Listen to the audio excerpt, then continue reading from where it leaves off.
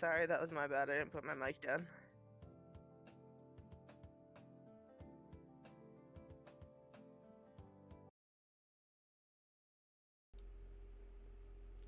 It's because for some reason restarting everything like just fixes it all.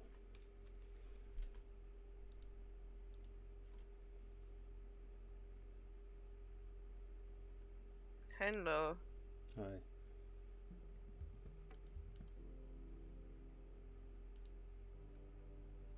Even if it's a little laggy, we'll still do the stream. I don't care. Just gonna even out at some point anyway. Yeah, there he is. Okay, so do you remember what happened last time? Are you already streaming? Yeah. Okay, cool. Do you remember what happened So we last time? got ending 2, which was Depresso Espresso. Mm-hmm. And my throat hurts from yelling still. Yeah. I should probably turn on. You should probably close your door too. Oh yeah, that's true. Nibble debug score. So we need to get 4 for only Inco and nothing.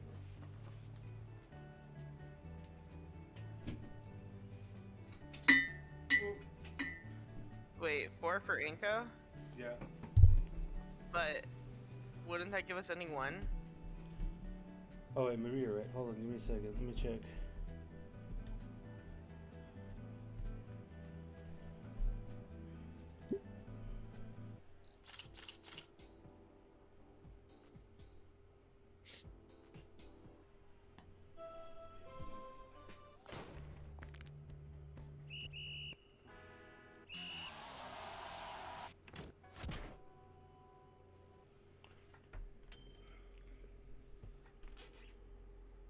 Somebody gave me like a listing. Hold on, here we go. Yeah, so ending 3 is make sure only Inco gets 4 points. That's weird. Ending Okay. 1 is make sure neither get any points. Wait, what? Make sure neither get any points? Yeah. I mean, if they get 1 or 2 points, it's fine, but if they get no points, it's the easiest thing. Does this give... Ben.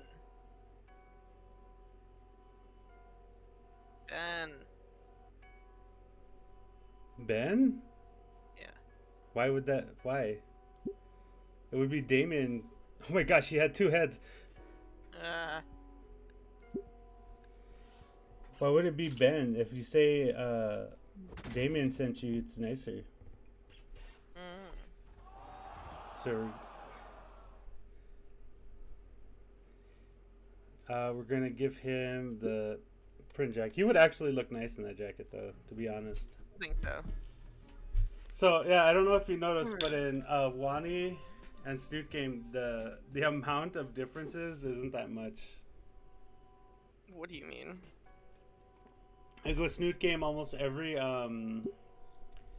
single choice had a different thing going on. Like it would change everything completely. Well, yeah. But in Wani, it doesn't. Supposed to happen. It doesn't change like at all, if anything. Okay. Jesus.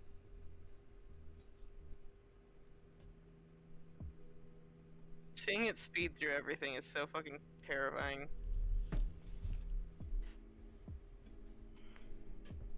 I forget which one's which. Give me 1 second here.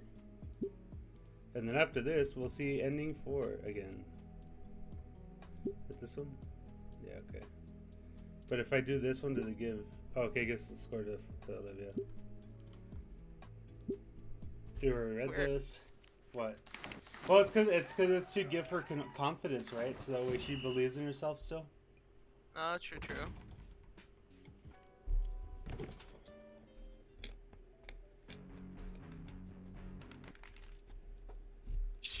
Jesus. I think we can't show support. I think this one actually gives a point to Olivia. If we show support. Yeah, let me see. Yeah, okay. So we just gotta defend her, even though he's fucking horrible at defending Actually. her. Actually. She's yelling at the skipping. She's like, stop! Remember, once we get to the all through all three endings, there's a little thing at the end. Before I do all this, let her fail.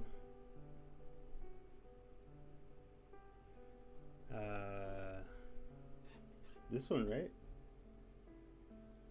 I don't know. That one sounds like an Olivia thing, but go on. Let's see.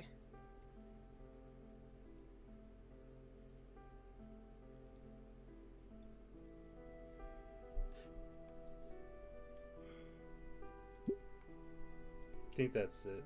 Oh, what the fuck? Okay.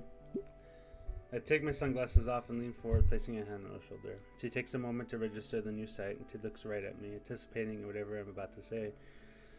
Olivia, I'm so sorry you went through all that. I promise you I won't ever do anything to hurt you like that. That story, I've never heard anything like that. I didn't know someone could be so cruel. We're friends, Olivia, even if you don't have anybody else. New tears peek from her eyes. I won't leave you behind. For now and always, I'll be your friend, no matter what. Olivia sniffles.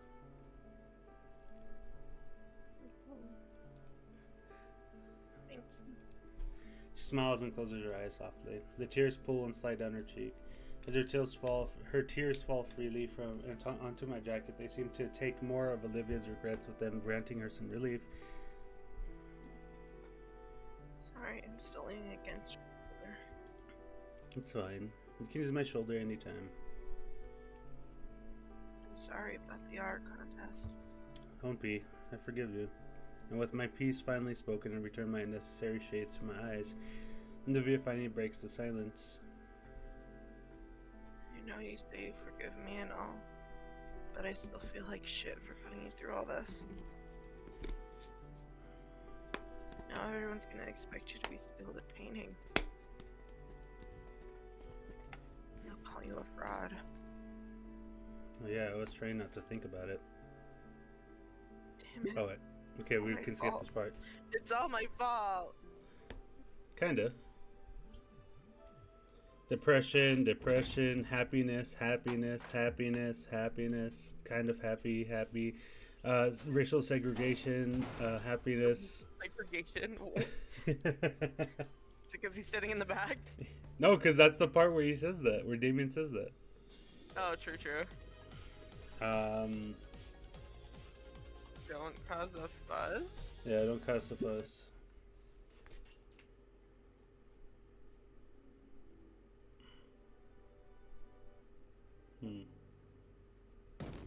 I want one of those. I don't know what it is, but I want one. It's probably a Nessie. Well, I want it. Hint, hint, nudge, nudge. If they make it into an actual plush, sure. But the Olivia plush is already probably sold out, and I don't know how long that thing is gonna fucking go for. And then we gotta finish and taking photos, and then that cute photo happens because cutes. Number one big boy, I love that. Oh, it's a new one. Honestly, I've learned quite a lot in these last few months. Not just about school stuff, it's kind of a given. No, I mean about life, friendship, and myself. Most importantly, though, I think I'm starting to realize that no matter how much I learn in life, there's always going to be something more to learn. That's quite a deep way of looking at things. It's also a very good attitude to have going into adulthood. Sounds like you're well on your way towards becoming a successful young man. Olivia lets out a snort. Sounds like nothing but philosophical bull to me. Of course, there's a limit to what one person can learn. Also, what's the point of trying to get anything else when there's already enough to try and figure out as it is? Ferris lets out a sigh and gives Olivia a warm smile, but otherwise says nothing. The Leviathan finishes jotting down something on a clipboard, finally turning back to Principal Scalar.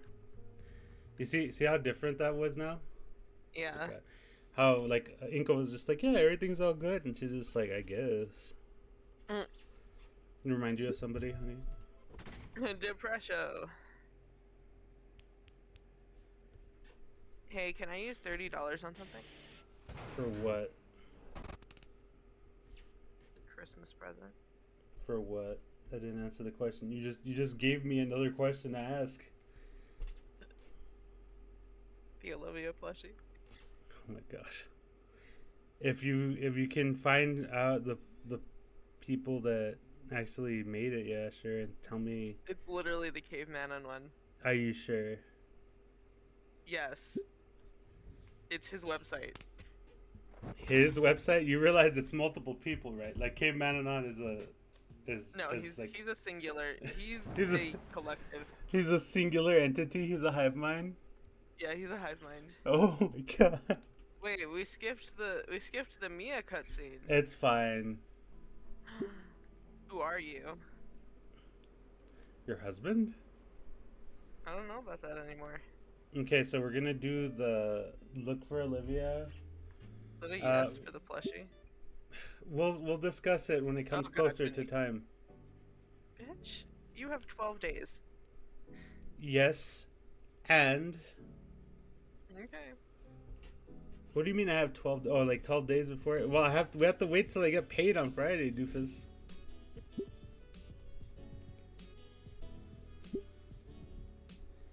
Okay, so this one we're gonna put both of you are wrong. You're both stupid. Stop I it. take a deep breath. I don't really want to have to do this. Olivia watches carefully. She talked me through this. I can do it. She won't stop being my friend over this. Get over yourself, Inko. Just say He what just needs to be immediately said. leaves. She as soon as he even says anything, she just starts rolling. She's like, think- alright, bye. I'm out. I think you're both acting silly. Oh my god. I think you're both acting silly. Really? Both of us? I didn't know what that trying to get you guys conversing would make these sour feelings come up. And that was my mistake. My bad. But it's just ridiculous. Liz, I get Olivia was a shut-in and didn't open up to you back then, but that's clearly not the case anymore, is it? That was a question. No, I guess not. Then- Sorry, my nose is stuffed. I can't do the high pitch. Then what you... That's probably how she would sound, like all stuffy. Then what use is holding a grudge? Accomplishing your goals on your own is fine. That's your prerogative. But when you say Olivia is just treating you differently because she has something to gain, you know that's not right. And Olivia, I hate to say this, but you have been pretty thoughtless here as well. Liz is trying to do something nice for us, and hey, we all get to have a nice dinner in this crazy place. But when you say you'd rather be home painting, it's not just insulting Liz. It tells me you'd rather not be here with me as well. I love how much you've opened up to us, Olivia. What seems to me is that both of you just refuse to see eye to eye. Too much pride going on. The sooner we stop trying to get the other to act the way we think they should, the better. And I thank you for your advice. I hope you're not mad at me for you won't be mad at me for saying this. Just please be a little more considerate. I'm not mad. I'm furious. That's it. Again, sorry if I went too far. You're right. That's a little eloquent for such a little argument. Well, it was bothering me. And it would have turned into something more given time. Alright, that's fair. I appreciate the effort. That's what you had in mind when you asked me for advice? Yeah. I figured it'd be something a lot worse. Like the roast of the century you've been holding it in against us. You got a long neck, and you don't have legs. Oh my god.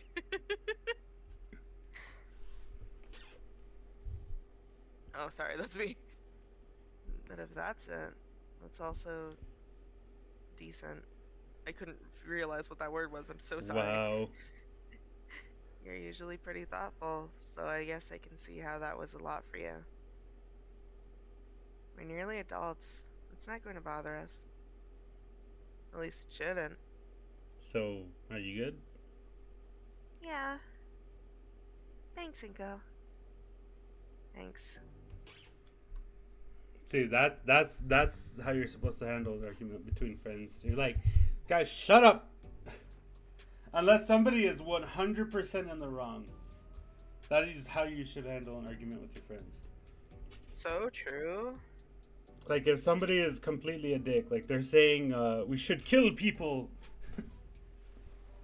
We should end everyone, or something like that, then yeah, you should probably Should probably get them help or something.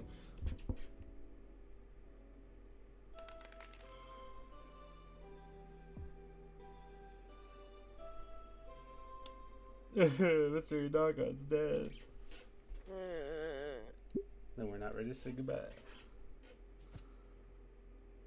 Depression, sadness, cuteness, more sadness. Hot cocoa-ish. Zinny. This is gonna be new.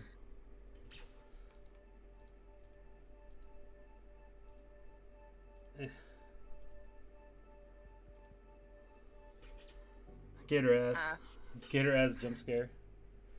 We haven't given her a kiss goodbye, right? Okay. No. Staring at her soft looking lips, I shake my head and kneel down, pressing the softest of pecks on her brow. As I turn away from her, something catches my wrist. Pussy. I mean, can you blame him? That would have been me. Okay, so this is ending 3's version of this. Taking a deep breath, I reiterate what Olivia and I had told our former art teacher back when he had saved us from the blonde bitch currently glaring daggers at me. From the moment Mia took Olivia away to finding them in the classroom to when she slapped herself in the face with a glitter-covered poster. However, I decided to stretch the truth. Hold on, give me 1 second. Let me just go ahead and turn this off already since we already got it. It suddenly changes. Bruh, I would be so mad. However, I decided to stretch the truth about why Mia was in the classroom with Olivia and only mention that she was harassing her. Last thing Olivia needs is to be interviewed about her own involvement in all this. I did my best to remain collected, but recalling everything that happened reminds me of how Mr. Adakan had always tried to look out for us. My throat dried out as I continued on in spite of my faltering voice. By the time I finally get to the end, I sound more like a squeaking hinge than a person. Mr. Nito. Principal Scalar's voice brought me back from my memories into the room. Nia was sneering at me. Ben's brows were knitted together in worry. So then that means these spikes are like keratin, He's using them as weapons, yes. No, but they're keratin, so she can sharpen them. That's what it said in the other one. Yeah. That's weird to think about. Ben's brows were knitted together in worry, and the principal. I mean, I guess that does kind of make sense because it's like what are they called, like horse hooves and stuff? I guess so. Right. I felt like she couldn't do it too much though, because it would probably hurt. Probably. Thank you. That's all I needed to hear. She moves from around her desk and the sheets of paper she had been looking over in her hands once more. The principal stands directly in front of us now with an unreadable expression. In addition to the report itself, our Iedakan left behind his account of what happened. In it, he describes Mia's actions as openly hostile and intentional. Actions that were only interrupted once he used... Scalar says in astonishment. Once he used the Estrus taser.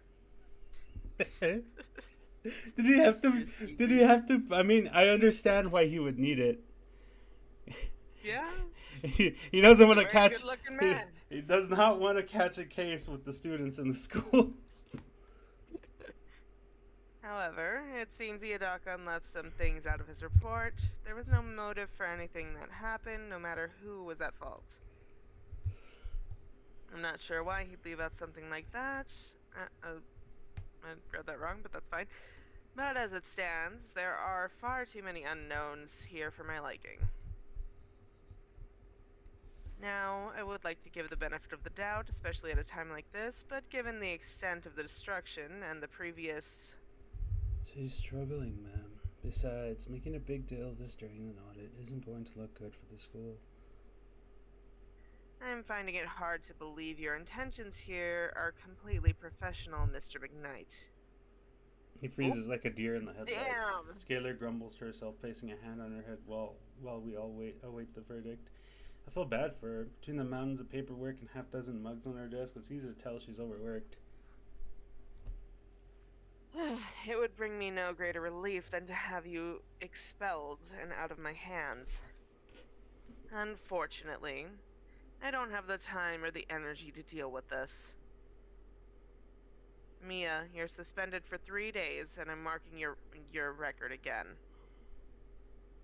Now, if you three don't mind, leave my office and leave me be. She doesn't even look up at any of us. I turn towards Ben, who looks both scared and relieved, and Mia, who looks positively overjoyed. She practically skips out She's of the like, woo, office 3-day break. without another word, leaving both Ben and I to stare blankly for a few seconds. Another glare from Scalar sends us both out of the room on instinct.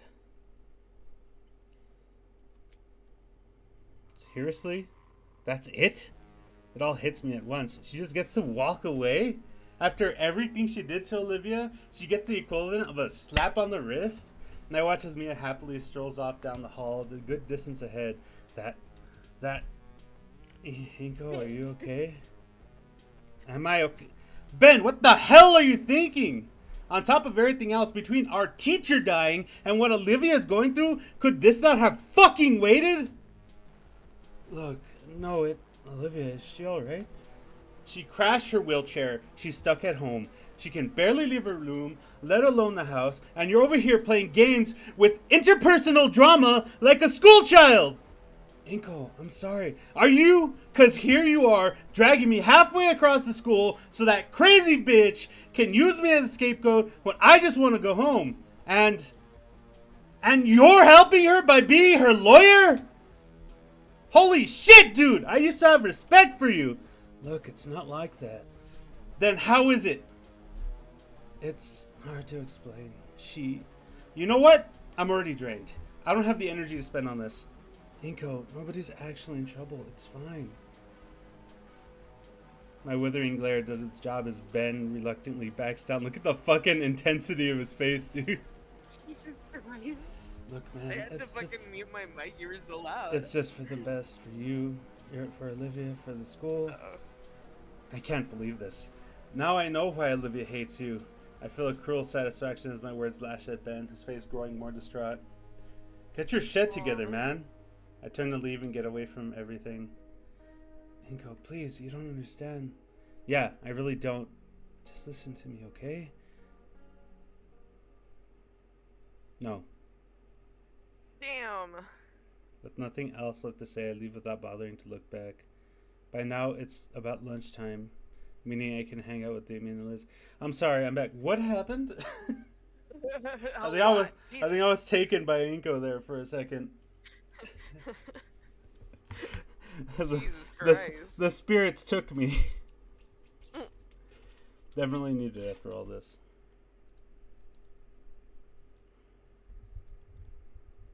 We've already seen this before.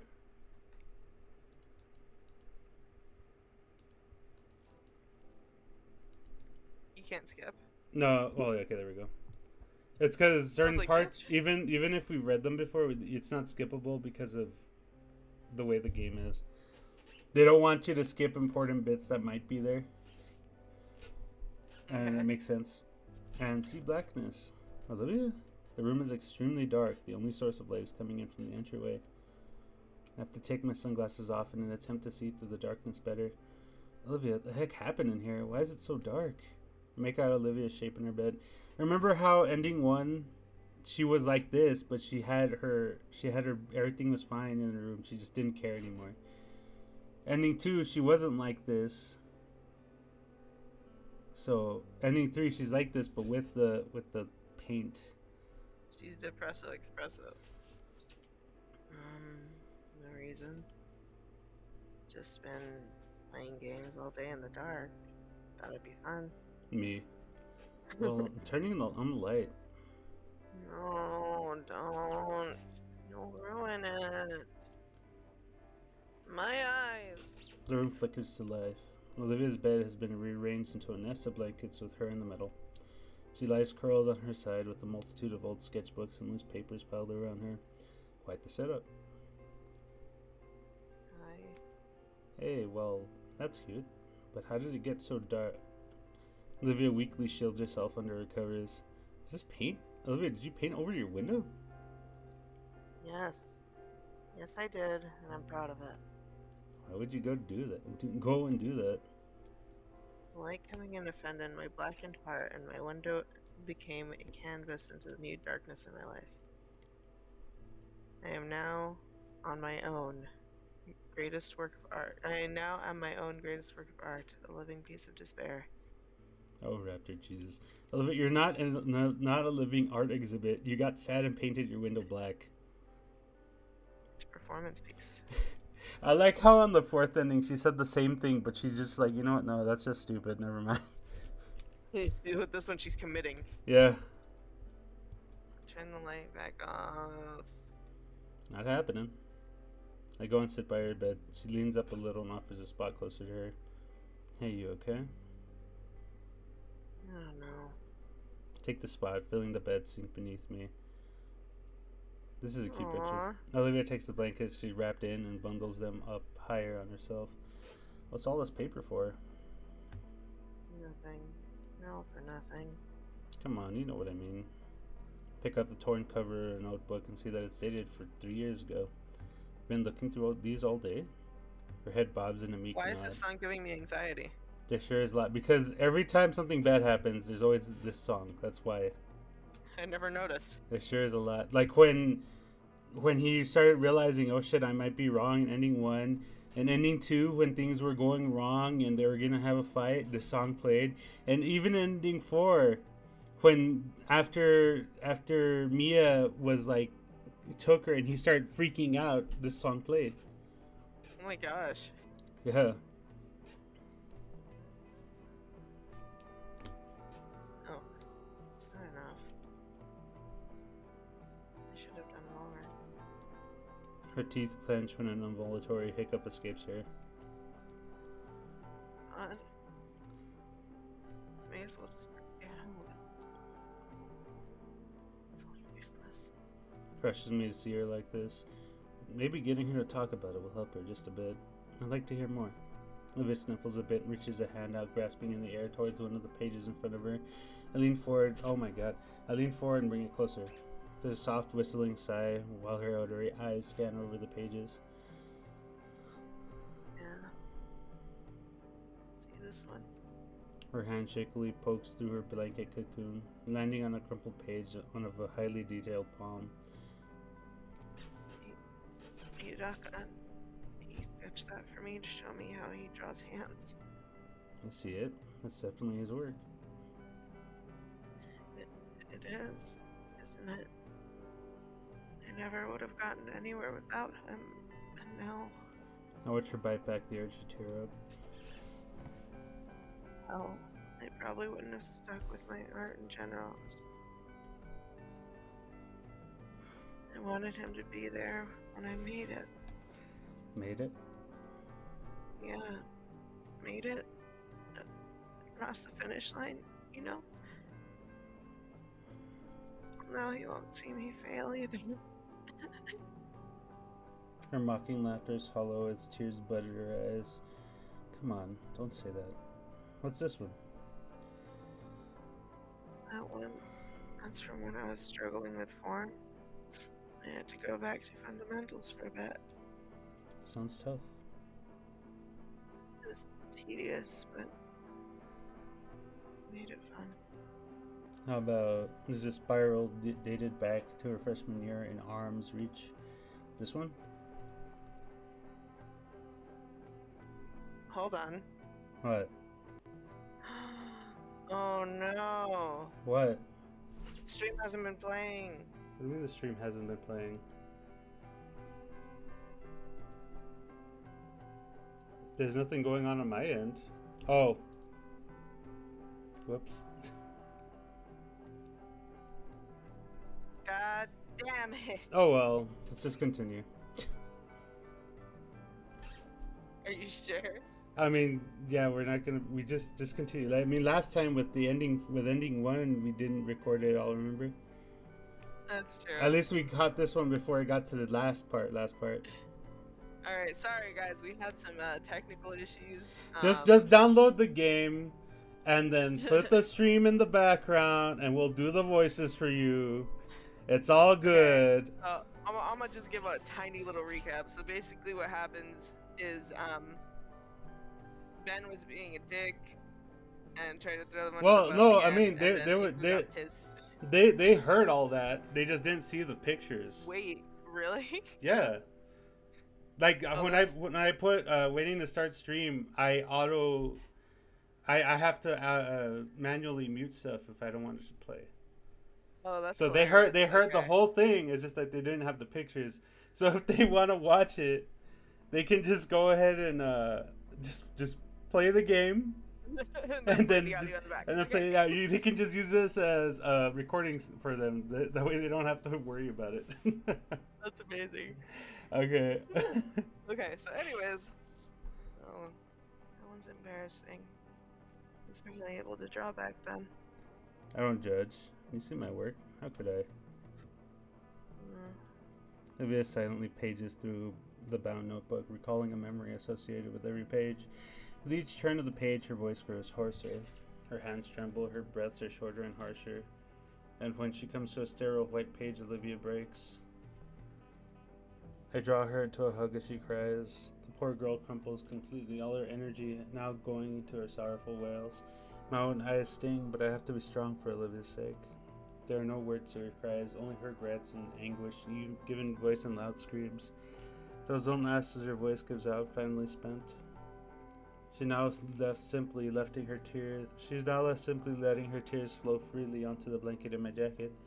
The notebook that she held onto tightly finally releases her tense grip, having broken the binding and letting the pages drift downward individually. You know what? To be fair, this is like really the only part that you really need to see. Everything else you can kind of understand what's going on. Fair enough. I don't know what Olivia was trying to do, but once the last page had drifted back down to the bed and her full body weight was pressing against my chest. If it weren't for the wall behind me, I'd be on my back and held down by the tired girl. My head practically atop her as I feel the last remnants of her shuddering gasp. This didn't work. I'm such an idiot. Why would it? She doesn't want to be thinking about Iadaka, moron. Okay, plan B. I clearly can't do this alone. Hey, let's go to the living room, alright? Honestly, that's a good idea, though. It's making her think. She needs to. Yeah, it'll get her out of her slump after she cries it out. Sometimes people just need to cry it out. Come on, it's too dark in here. How long will you keep the window like that? Forever. Come on, that can't be healthy. We need sunlight. Olivia protests by digging into my shoulder with her muzzle. Guts need sunlight too. A long sigh. She knows I'm right. Promise to clean it up later? Thanks. Really, I think we should head to the living room. Will you come with me? No, I want to stay here. Please. Dang it. Okay, can I at least pick out a movie or something from the living room? She nods her head in response. Alright, do you need anything else? There's some soda in the fridge. Bring some for both of us. Alright. I move my legs over the edge of the bed and hop off. A little gasp as the blanket comes up with me. What's that, honey? It's an owie. Oh my god. You weren't supposed to see that. Olivia, alright? What happened? Olivia hides her tear-marked face with her hands in shame. I tried to walk. You what? Her hands drop along with her head. Oh no. Her eyes drained of life. She stares at the mess of papers before her. Everything's gone. Nothing makes sense anymore. All I have is this hollow feeling. And I wasn't thinking at all, and Olivia looks up at me again, eyes pleading for something. I try for a miracle, okay? Do you blame me? I don't know what to say. Does it hurt? Fine. Just tingles. I do wonder what it feels like to get injured in places where you don't have sensation.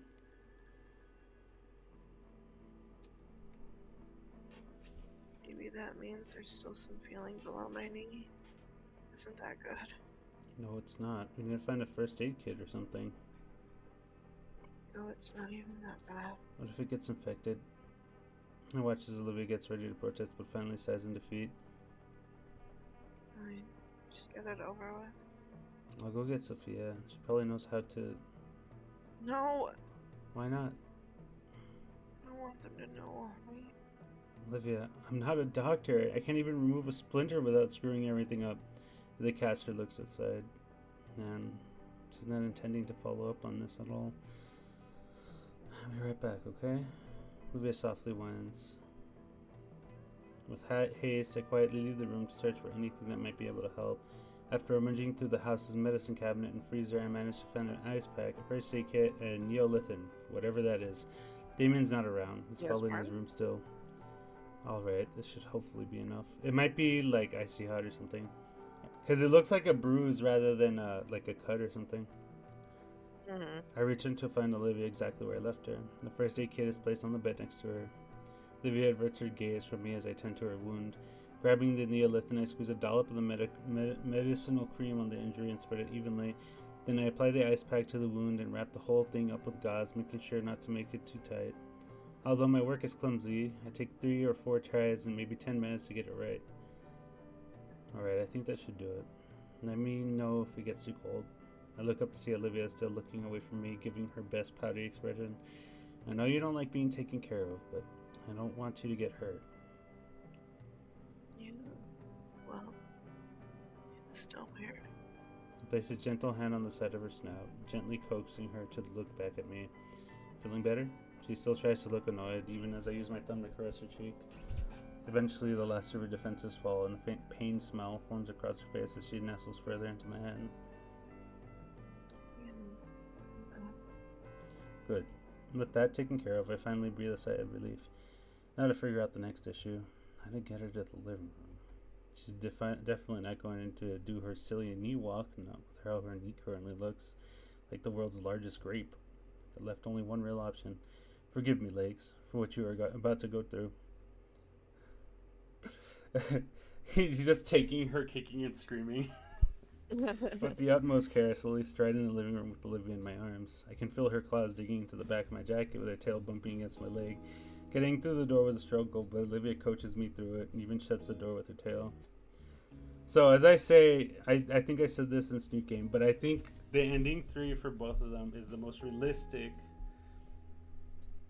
Because I can see 4 happening, I can see 2 happening, I can see 3 happening. I can, if you have a really bad life, I can see 1 happening. But 3 specifically, I think is the most realistic, especially now. Damien's laying on the couch engrossed in some game.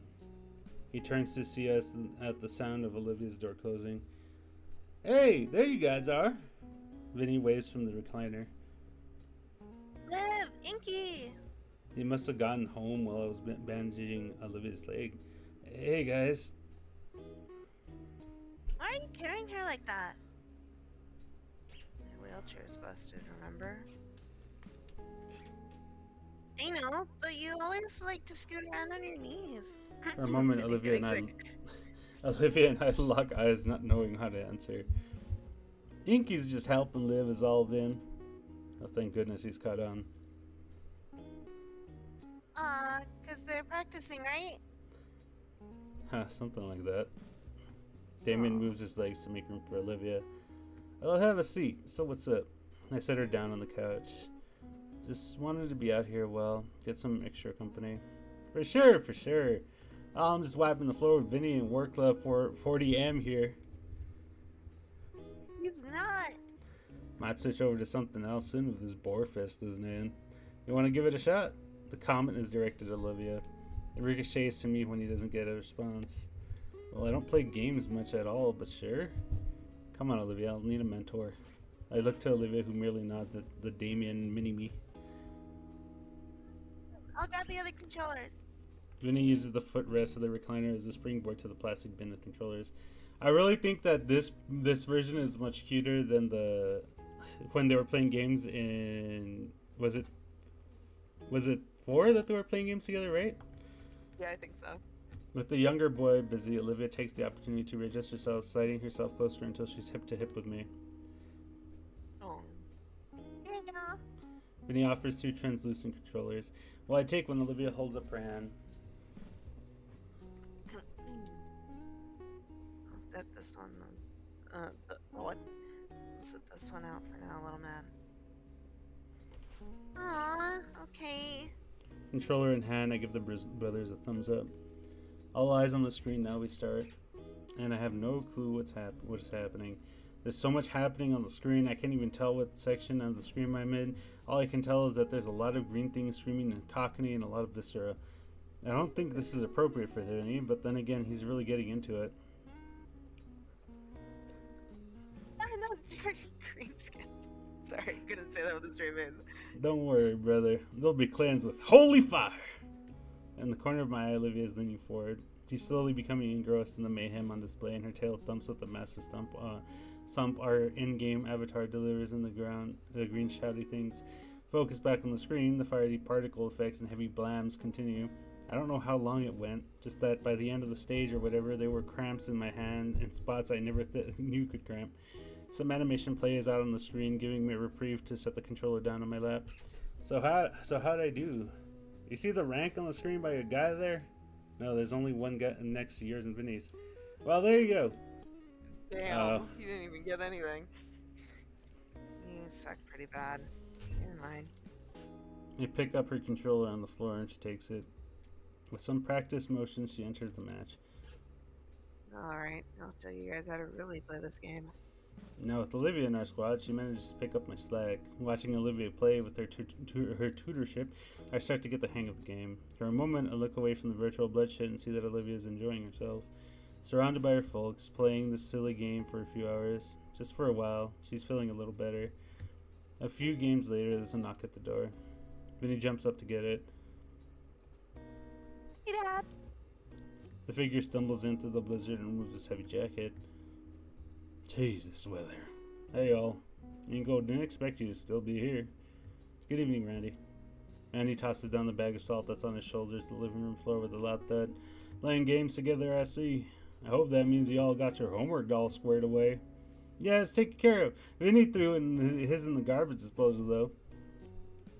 He didn't. See, he's denying it. Hey, War Club, huh? You probably gotten more use out of that game than me by now. Now your work is still here. Want to join us?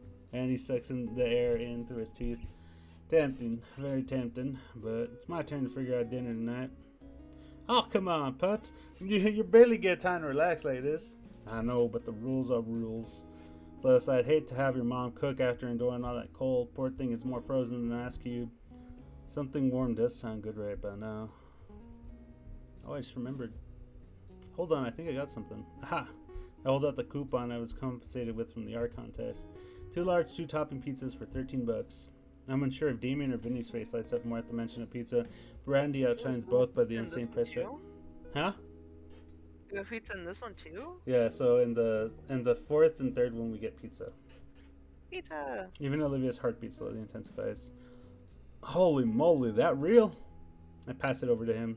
I've been saving it for a while. Seems like a pretty good time. Well, alright. Let's make it a pizza party then. Randy takes a moment to dial the number and make the order.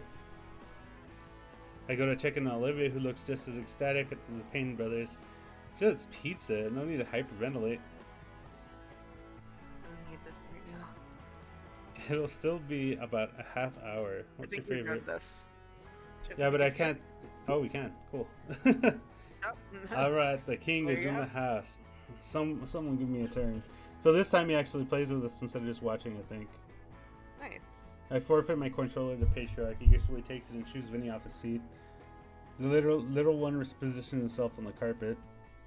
As I watch the family play together, I feel a pang of jealousy, especially as Randy and the brothers banter with one another, really getting into their off-screen characters. That's me, you, and brother.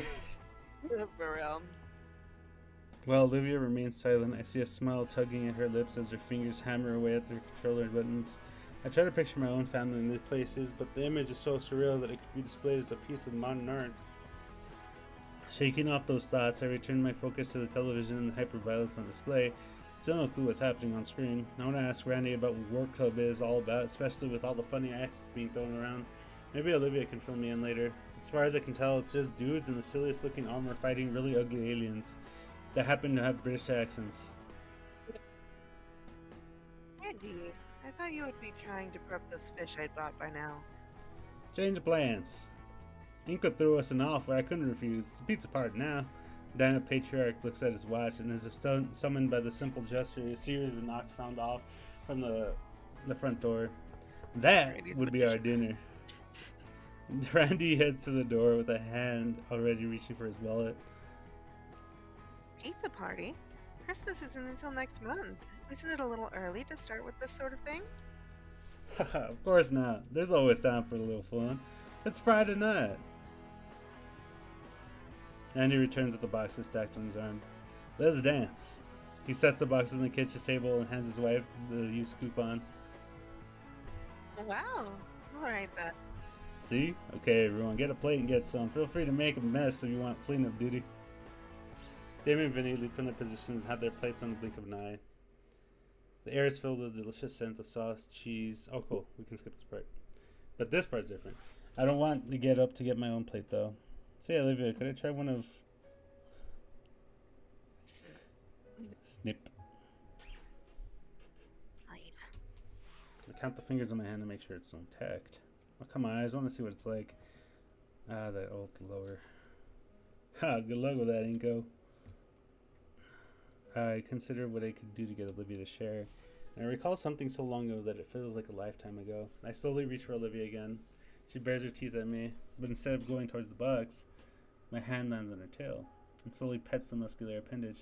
The tip of her tail starts to wag happily, and the gator girl's anger melts away, only to flare up when she pulls her tail away from me. Oi. Her face is red with embarrassment. Can I have a bite now? No. Her mouth snaps shut as my hand reaches for her tail again. Nico. I give the appendage a gentle scritch this time, and once again it's pulled away. How about... Okay, I get it. She pouts but holds the slice out for me to bite. Pizza is absolutely smothered beneath the pepperoni anchovies.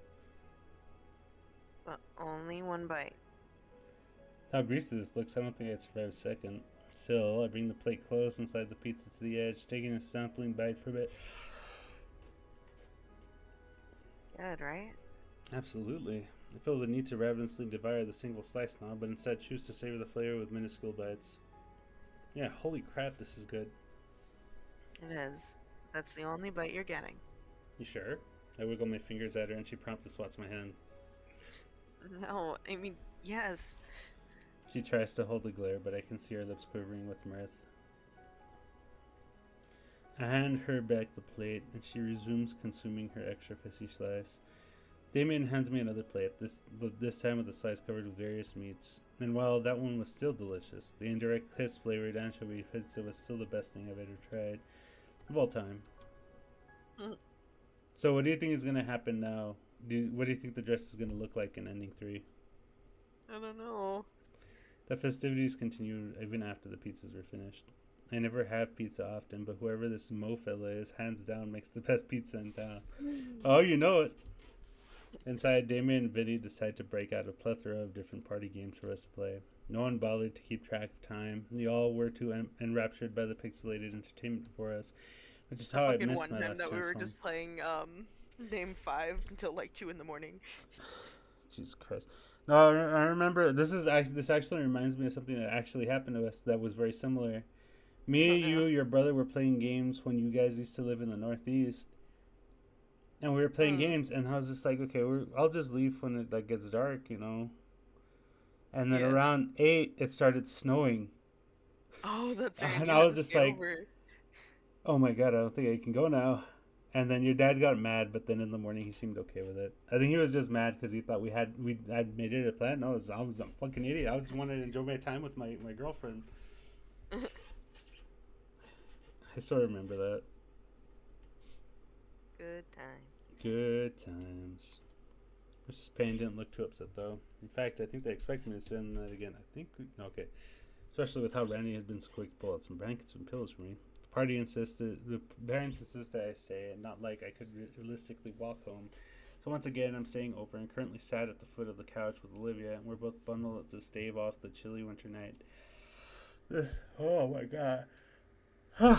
A soft growling purr that Olivia makes when she's content has become almost therapeutic to me. So how are you feeling? Mm. Better. Thank you for dragging me out here. I didn't know how much I needed it. I'm glad. Her palms wrap around my left hand and she gives me a gentle smile, followed by a colossal yawn. You ready to hit the hay? She shakes her head. I don't want to go back to my room. I'm gonna stay out here with you. Randy would probably kill me. I'll bite him back. Come on, I'll see you in the morning. Olivia yawns again, driving her to accept her need for sleep. After carrying Olivia to her room, I sleep on the couch once more. And as I lay on the couch, parsing through the past few days, the thoughts warp into a dream. One in which Olivia and I both stood before the park fountain, making a happy wish for the future. Mornings in the Aww. Payne residence were lively, to say the least. Got fucking obliterated by Vinny again. I'm barely a minute in before I realize that I'm not even reading anything on my phone screen. There are words, but they aren't saying anything. Just paragraphs of probably fake personal events and vague calls to action. Have they always been this vapid? I decide to finish my breakfast without any literary TV static distracting me. Afterwards, I rejoin Damien and Vinny in the living room, both of whom are, and we can skip this bit apparently. Soon enough, I feel a distinct vibration in my pocket. Pulling out my phone again, I check my notifications, see a text message from Olivia. Hang on, I'm gonna let the dogs out really quick. Okay, this is some shit you would have pulled, by the way.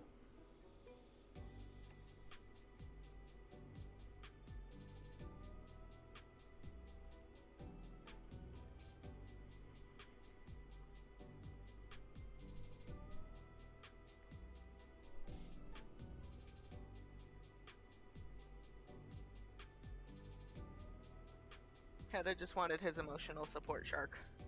This is something you would do, by the way, like 100%. Ding ding, room service. Come on, drag me out of bed. Figured she'd need help. After all, there's no way she's dragging herself anywhere with any. I exit myself from the living room and head towards Olivia's room, with Damien giving me an approving nod. I make sure to knock twice before letting myself in. Morning, sleepyhead. Morning, stupid head. With Olivia's winded knee, carrying her is even more difficult than before. Hate to admit it, but I almost dropped her at least twice on the way. Thank Raptor Jesus for Coach Solly's training. But at last, we're here. She's got sleep in her eyes. Welcome back to the land of the living. Morning, Olivia. See if you skip this. Nope. No? Olivia, eyes still closed, mumbles out what sounds like a good morning as I set her down on the couch. Because I remember this one's different than 2 as well. Alright. How are you feeling? Alright, I guess.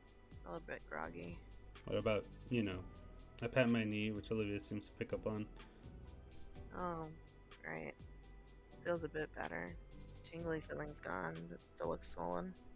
I might need to readdress it, then. Hopefully it should be more manageable by Monday. By the way, what did you do with the ice pack? Oh, Getz is using it for a waterbed. Sure hope it doesn't pop. Stagnant ice pack water sounds terrible to be in. Damon and Vinny start shouting at the victory as the home team gets the final score. What a slap shot! Okay, I think we can skip this part because it's just them Yeah. doing the same thing. First, hey Olivia, when you get your wheelchair back, you can go anywhere. Where do you want to go? Anywhere. Wait, so you're asking me out? She falls eerily silent as she turns her head toward me, eyes wide open. Yeah, I'm asking you out on a date. I'll take you wherever you like. Olivia's mouth opens and closes while she looks at me in astonishment. Olivia, you okay? Ugh!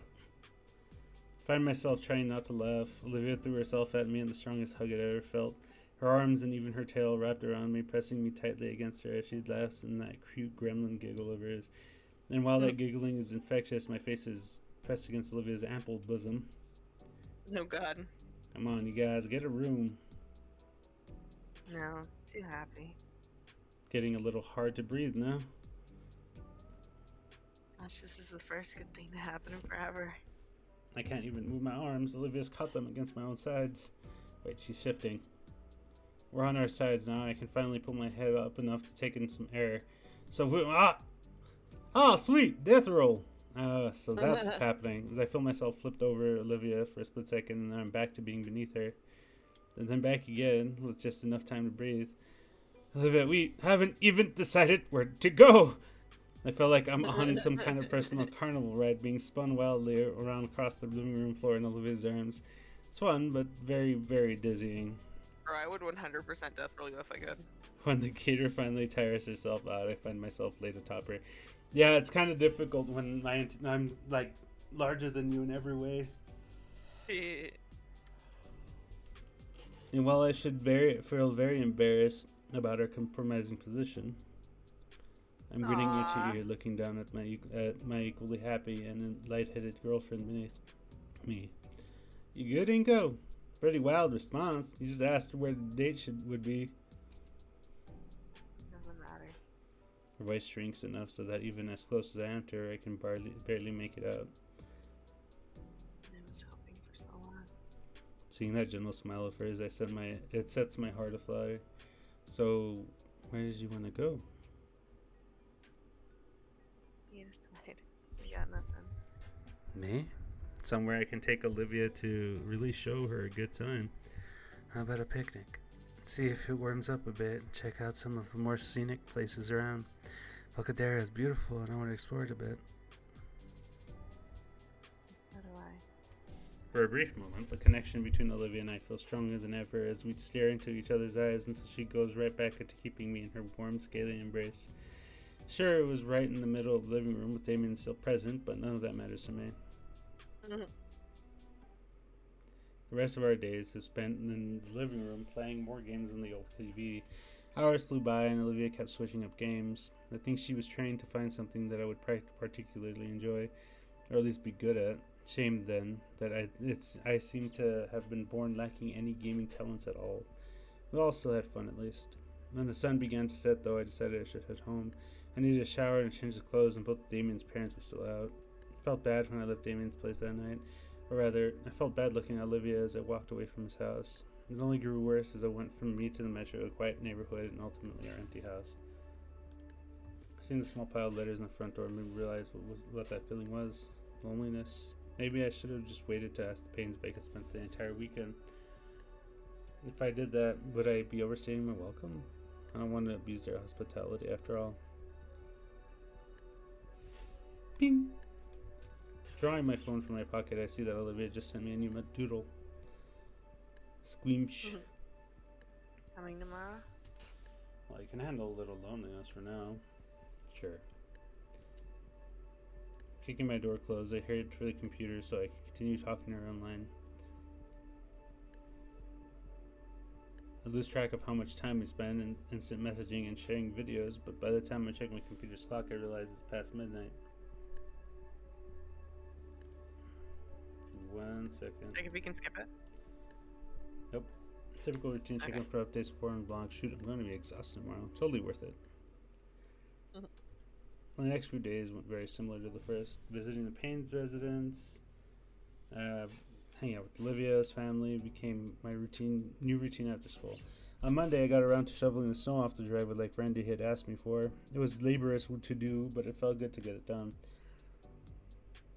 Felt even more rewarding when Randy thanked me for some sashimi he mentioned during the weekend. Eventually, I'd gotten in the habit of leaving sticky notes for my parents, letting them know where I was.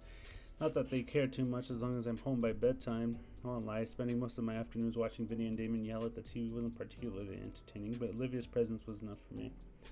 On Friday, though, while Vinny and Damon were preoccupied by a foam sword duel in the backyard, I decided to plan out for a date. The weather that weekend was supposed to be warm, and I managed to convince Olivia that this would be our last chance for a real picnic. Not only leaves the location. We've been arguing well into the night over text, trying to decide where to go.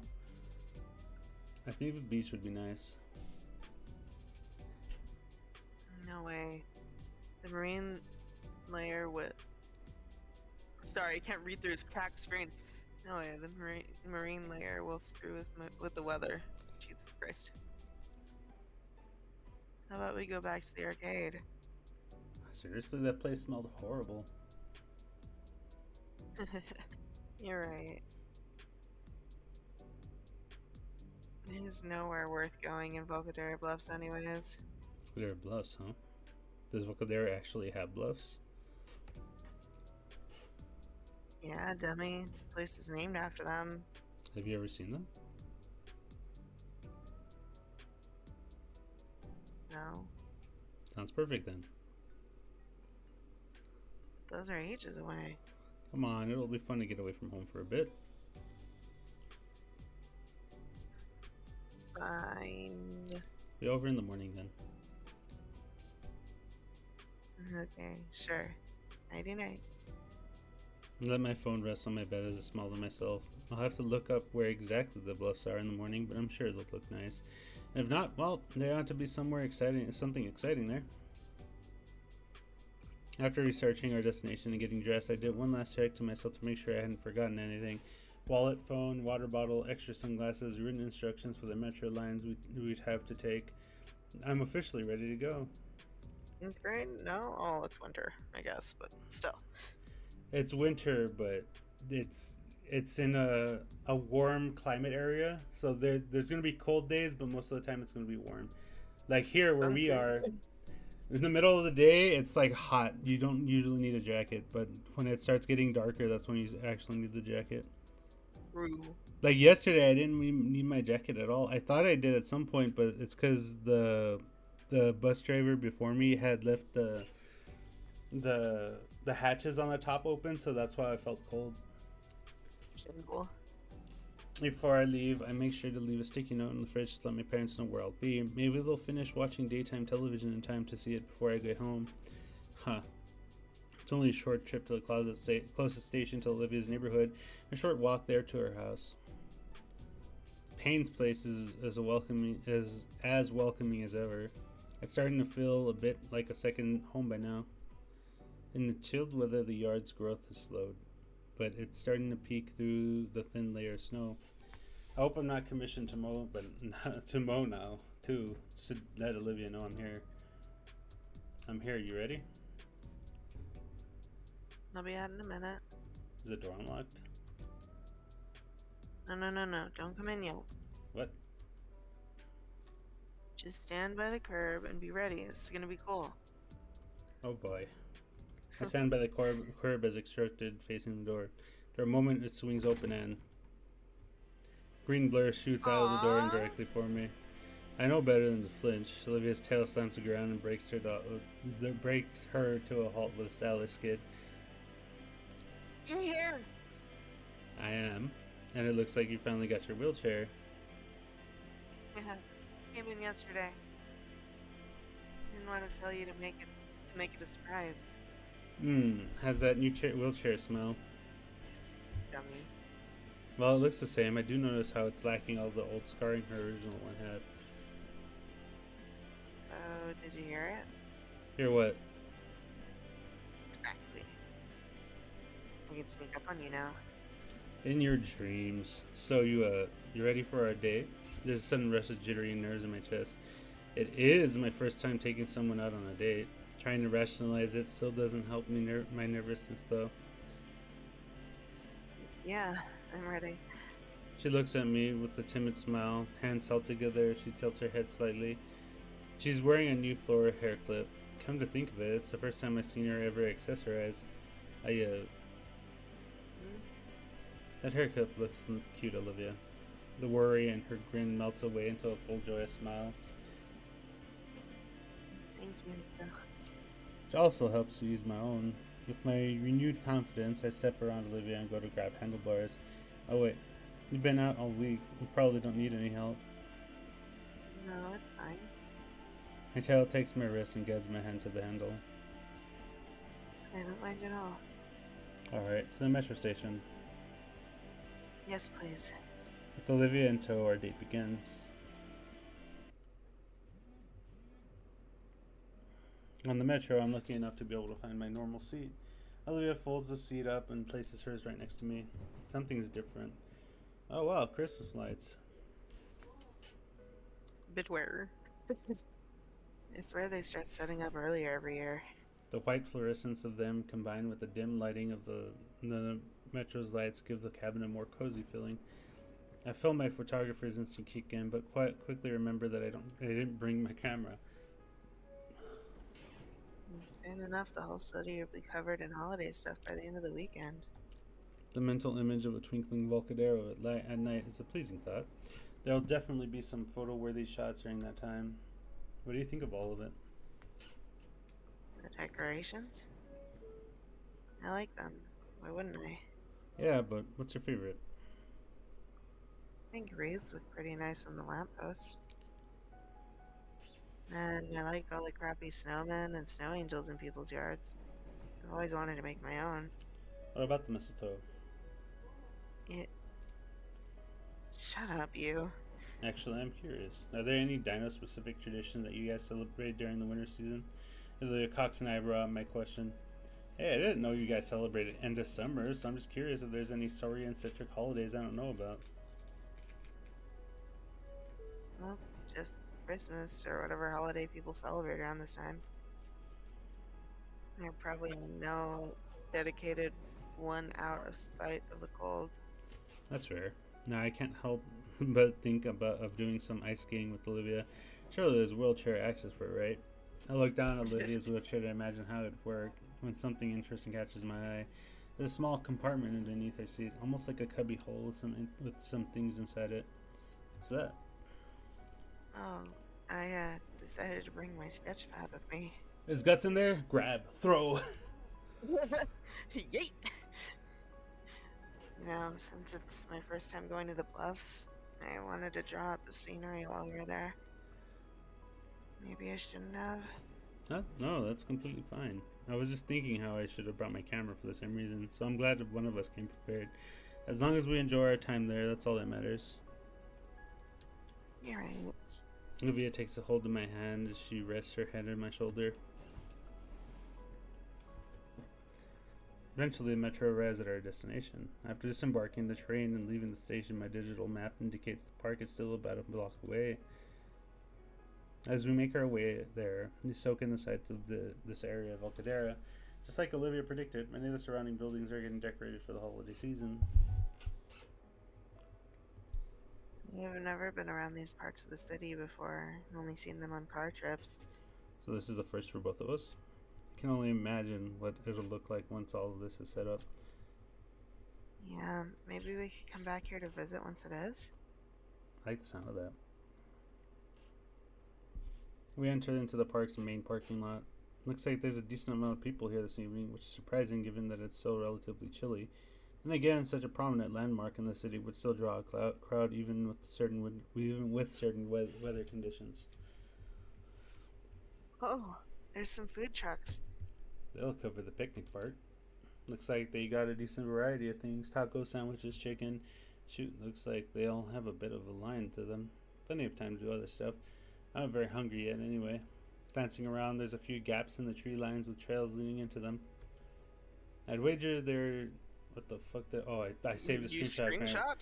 I'd wager they're nature trails, maybe bird watching ones. Do you want to try one of those trails? Olivia looks almost disappointed as she glances between me and the food trucks. You could grab a snack first between head in if you want. She simply shakes her head. I can wait. Plus, I don't want any arm cramps on the trail. Alright then, let's go. Olivia and I head toward the sign indicating where the trail begins, leisurely walking across the dirt path. The mood is somewhat dampened by the hikers to our front and back, but it doesn't make the natural landscape any less calming. Honestly, I wasn't sure you'd agree to this. What? A date? No, the hike. You don't seem very interested in nature. Oh, I normally wouldn't, since a lot of places outside of the city aren't built for people like me. But I thought it'd be nice if you were here. My heart flutters for a second. I'm glad to hear you say that. I think it's a nice break from how busy everything else is out here. It's just you and the world, isn't it? Yeah, I can see that. Plan on sketching out any landscapes? I was planning to before we got here. I didn't think it'd take too long. It's just a sketch then. I'll think about it. We continue for another few minutes, admiring the passing scenery. There's less hikers than before. I noticed some hanging back for pictures and moving faster ahead, but that was a while ago now. Just us in the trees. Think any of the others are into this sort of thing? Yeah, there's. Liz, Damien. Nah, probably not. Unless it's community service or something, Liz wouldn't be interested. Damien is only interested in setting ants on fire with a magnifying glass. Something Psycho. wrong. Something wrong. No, I just imagined me driving a tractor for some reason. Seriously? Yeah, you think she could pull off the farmer look? I refuse to imagine that. Regardless, a mental image of the burgundy wearing bruisers and overalls and a straw hat invades my head. I hate you. Shaking the thought from my head, I look around to reacquaint myself with the trail. Something's off. This place is quieter than I thought it would be. That's how the woods are, city boy. We live 15 minutes apart. Yeah, I like it quiet. It's nice not to have anybody to worry about. No Mia, no Ben, no Procling, no Scalar. We have the whole world to ourselves and nobody else can ruin that. It's a good way of looking at it. I pat Olivia on the shoulder and she lets out a little groan as she rests her head against my hand. You tired already? No, just enjoying us. If it wasn't a cloudy day, I think my face was starting to get burnt. Another several minutes later and we're still going strong. Are you still doing okay? Yeah, I'm still good. It's a little bit surprising to me how your arms don't just give away from pushing yourself so often. Well, when you've done it for as long as I have, you start to build up a tolerance for it. And you've done it for a while, eh? As long as I can remember. Olivia? Ah, crap, what the hell? Turn to face her, looking at the source of the sound. The wheel in her chair is stuck in an indention in the trail, just struggling to push herself out. Without a word, I quickly step behind her and grab her with her handlebars, helping Olivia push herself in the natural trap. Thankful goat, but what was that? Not sure. Take a closer look at the trail to investigate. The indentation that Olivia got caught in extends across the entirety of the trail. It almost looks like a tire track? Like you got stuck in a tire track. That's a tire track doing in a hiking trail. Maybe somebody got lazy? This place is supposed to be a pedestrian traffic only. I feel a wave of nervousness overcome me as I glance around the breadth of the trail. This is the last time we saw a sign. Aren't there supposed to be maps around us to tell us where we are? Where's everybody else? The realization dawns on me. I have no idea where we are. Huh? Dude, seriously? I thought you planned this whole thing. I thought we were following the signs. Well, we need to find out where we are. I don't want to die out here. Trail has to lead somewhere, right? If we keep going, we'll find something. Can we turn back? And risk getting turned around more? We can't be too far from something, just follow the tracks. Okay, I trust you. It's true though. There's Yeah? tire tracks for a reason. There's probably an off-road trail, or maybe the park rangers constantly use that area. With a heavy Just sigh, remember, if you're ever in a situation like this, you should stay where you are. with a heavy sigh, I lead the march along the trail we're on. It's probably some kind of service road for park rangers or maintenance workers to keep the trail safe. If that's the case, we're bound to run into something or somebody that can guide us in the right direction. For every minute that we keep looking for a sign of salvation, the darker it gets. Olivia suggested that I use my phone to find the right directions, but the lack of bars throws away any means of traversal guidance. Though I keep reassuring Olivia that we'll get out eventually, there's a tinge of worry that's beginning to grow in the pit of my stomach. The last thing I want to do is die in the woods. spend a night in the woods. Ah, that's a good game. At best, I know that as long as I have my phone's compass, he won't be moving in circles. So westward we are bound, following the trail at a more cautious pace. It was as we crest the blind turn north that we finally hear salvation. Why are you here? Oh, thank Raptor Jesus, finally another living being. The scruffy looking gent looks to be a park ranger. You two lost? Yeah, yeah. We sort of got mixed up on the trails and couldn't find any maps. Sounds about right. Happens all too often around here. Anywho, I'm assuming you two are looking for a particular sight to see. Yeah, do you know the way? He hums in thought for a moment with his head sweeping left and right. Finally, the ranger smiles and points at a particular path just wide enough for Olivia's chair. That one there will lead you to the best view here. Then all you need to get back is take any trail east. They all branch off near the park. Thank you so much, sir. Don't mention it. Call me Ranger Teddy. Thank you, random stranger. Taking the ranger's adventure. He's a ranger. He's not a random stranger. Ranger's direction. We go down the narrow pathway. The thin pathway continues on for another 30 minutes and ultimately leads to a secluded table and railing. And the most breathtaking view. Olivia gasps as her eyes peer over the protective rail and takes in the vista that is the bluffs.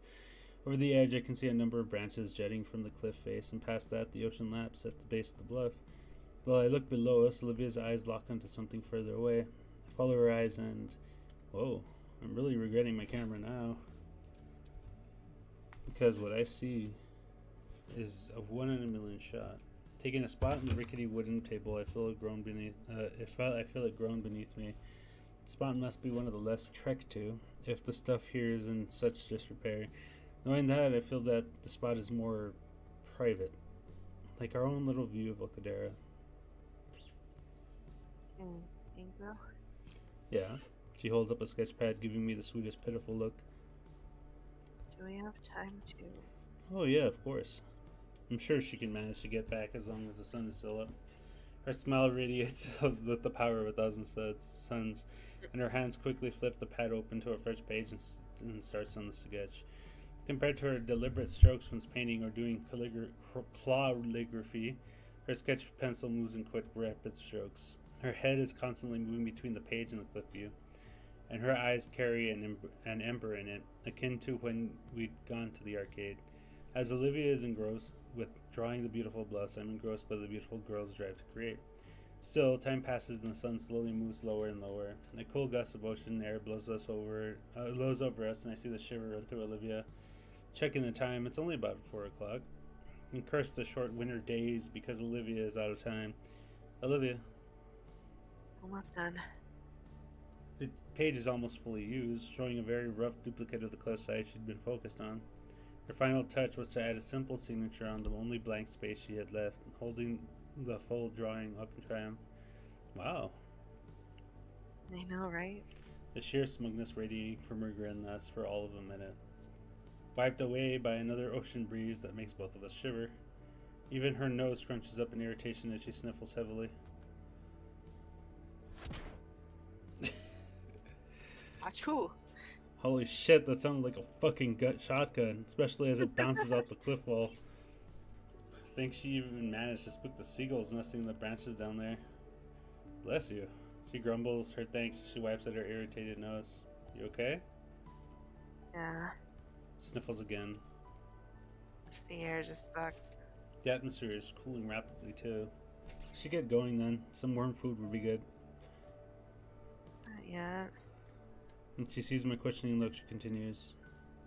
You want to see the sunset first? You sure? That means we'll have to take the path back in dark. We'll be fine. As proof, she shines her phone's flashlight at me. Alright then. Instead of going back to the bench, I stand beside her and at the guardrail. Slowly the sun starts to dip, as if sinking into the sea. Just watching the natural world move on. Simply me, Olivia, and the wonderful view in our little private spot. Fingers gently wrap around my hand and reciprocate until our palms are interlocked. At last the sun crests the horizon completely, the last ray of light illuminating Olivia's tiny smile. Thanks to Ranger Teddy's directions, finding our way back to where we started our hiking journey was easy, even if it was a bit too dark for comfort. Eventually, we make it back to the parking lot, just as the street lamps were turning on. When we return to the main area of the park, it's also gotten a lot less crowded. Some of the food trucks have called it a day and left as well. We're not cutting it close to the last metro home, right? Yeah, the last one will be in another hour or so. I was worried I was taking too long. Then we'd have to stay overnight, alone in the wilderness. I want to check out those food trucks now. You're here. Looks like some of the food trucks are still around, probably to draw in the late night crowd. There's practically no lines for them either. Neat. Let's see, what sounds good to you right now? What are you craving, Liv? Olivia? I glance over to see that she's looking over at a nearby playground. Looks a bit derelict, having endured the outside elements for who knows how long.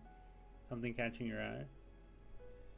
Just that you haven't been on the swing in ages. Oh no! Sound familiar, honey? Shut up! Really? Back when I was little, yeah. Whenever Damien's family took me to the park with them. Then I sort of stopped. Safety concerns and all that crap. I'm sure the Then I had trucks to will be. stop because I got motion sick.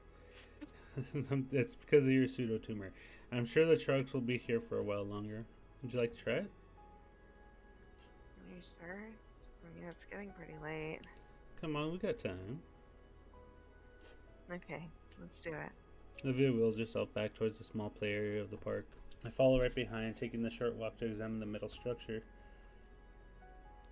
Swing set looks rough to say the least. The sport bar's paint is cracking off, showing the heavy rust beneath. Chains are crusty, covered in sparse remnants of safety tubing. And the seats, they're so loose and wobbly, I fear the entire thing would fall apart if even Vinny sat in it. Olivia, are you sure? Hold it steady, would you? I grasp the chains to hold the plastic seat in place while Olivia hops into it. The metal and plastic groan momentarily as Olivia settles herself in. She moves her tail aside so it doesn't smack into me. Hello? Uh, You gonna start pushing? oh, right. Olivia snickers for a moment as I place my hands on her back.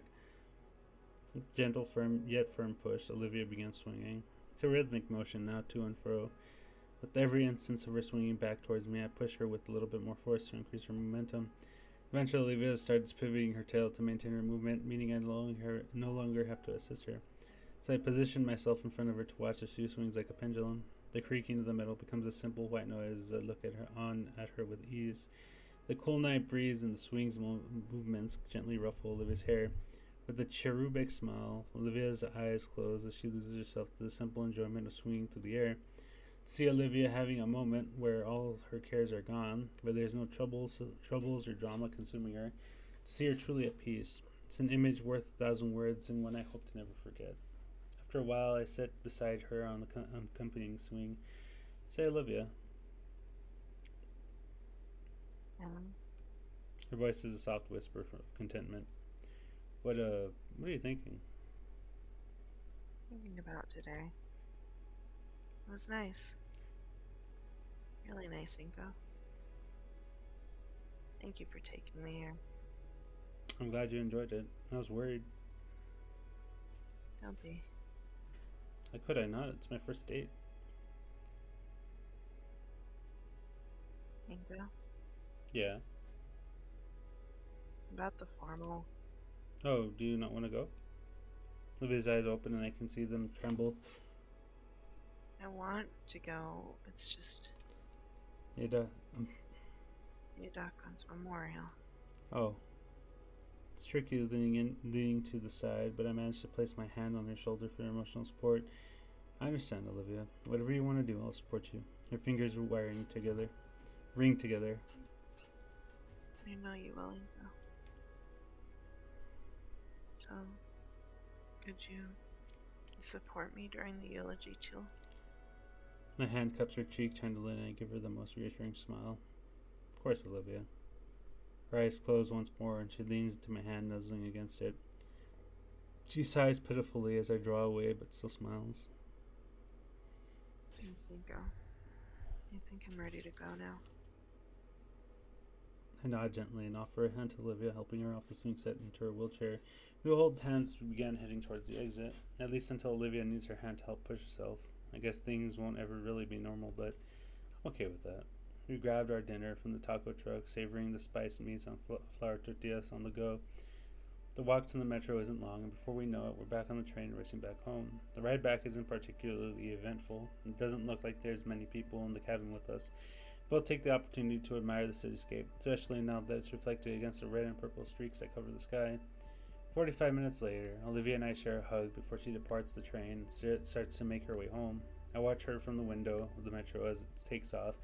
As her form disappears from my view, I feel an overwhelming sense of relief. That went really well. I hope she'll be okay for tonight without me there. Maybe I'll ask Damien to keep an eye on her for me. I should stop worrying so much. She'll be okay. I'm sure of it. It's December. Winter in Volcadero Bluffs is officially here. And as if to celebrate the occasion, tonight St. Hammond's will winter formal. So read all this. His dad was there again, by the way, just so you know. His dad always there. First, second, and third, all three of them, the dad's there. That's weird. And the fourth one, he's not because Inko's too excited and he's already there. He's already here with us. Mm-hmm. Mrs. Payne's voice carries a tone of worry with it. Turning to her, I see the older woman staring at Olivia's door. What is it, ma'am? She shakes her head with a smile just shy of uneasy. Oh, nothing. I wanted to make sure I wanted to make the night extra special for her, so I decided to break out my old sewing machine.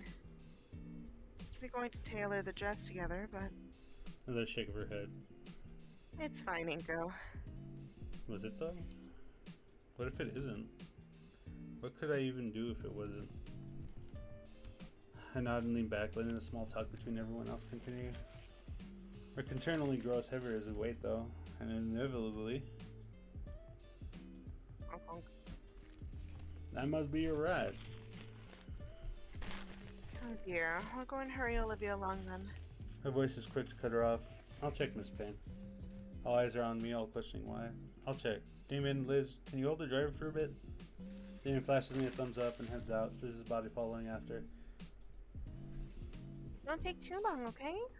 Her head departs at my nod. When I move to Olivia's door, her surrogate parents follow. Sorry, but could Olivia and I have some privacy? Please? Sophia almost protests, but thankfully Randy takes her hand. Better hurry, that driver won't wait too long now. They walk into the kitchen, quietly whispering to one another. My own uncles tap on the door just hard enough that Olivia had to hear it. Another couple taps. Olivia? Fingers wrap around the handle of the door and twist. Jesus Christ, I'm Pushing scared. the door open, I am greeted by sheer blackness.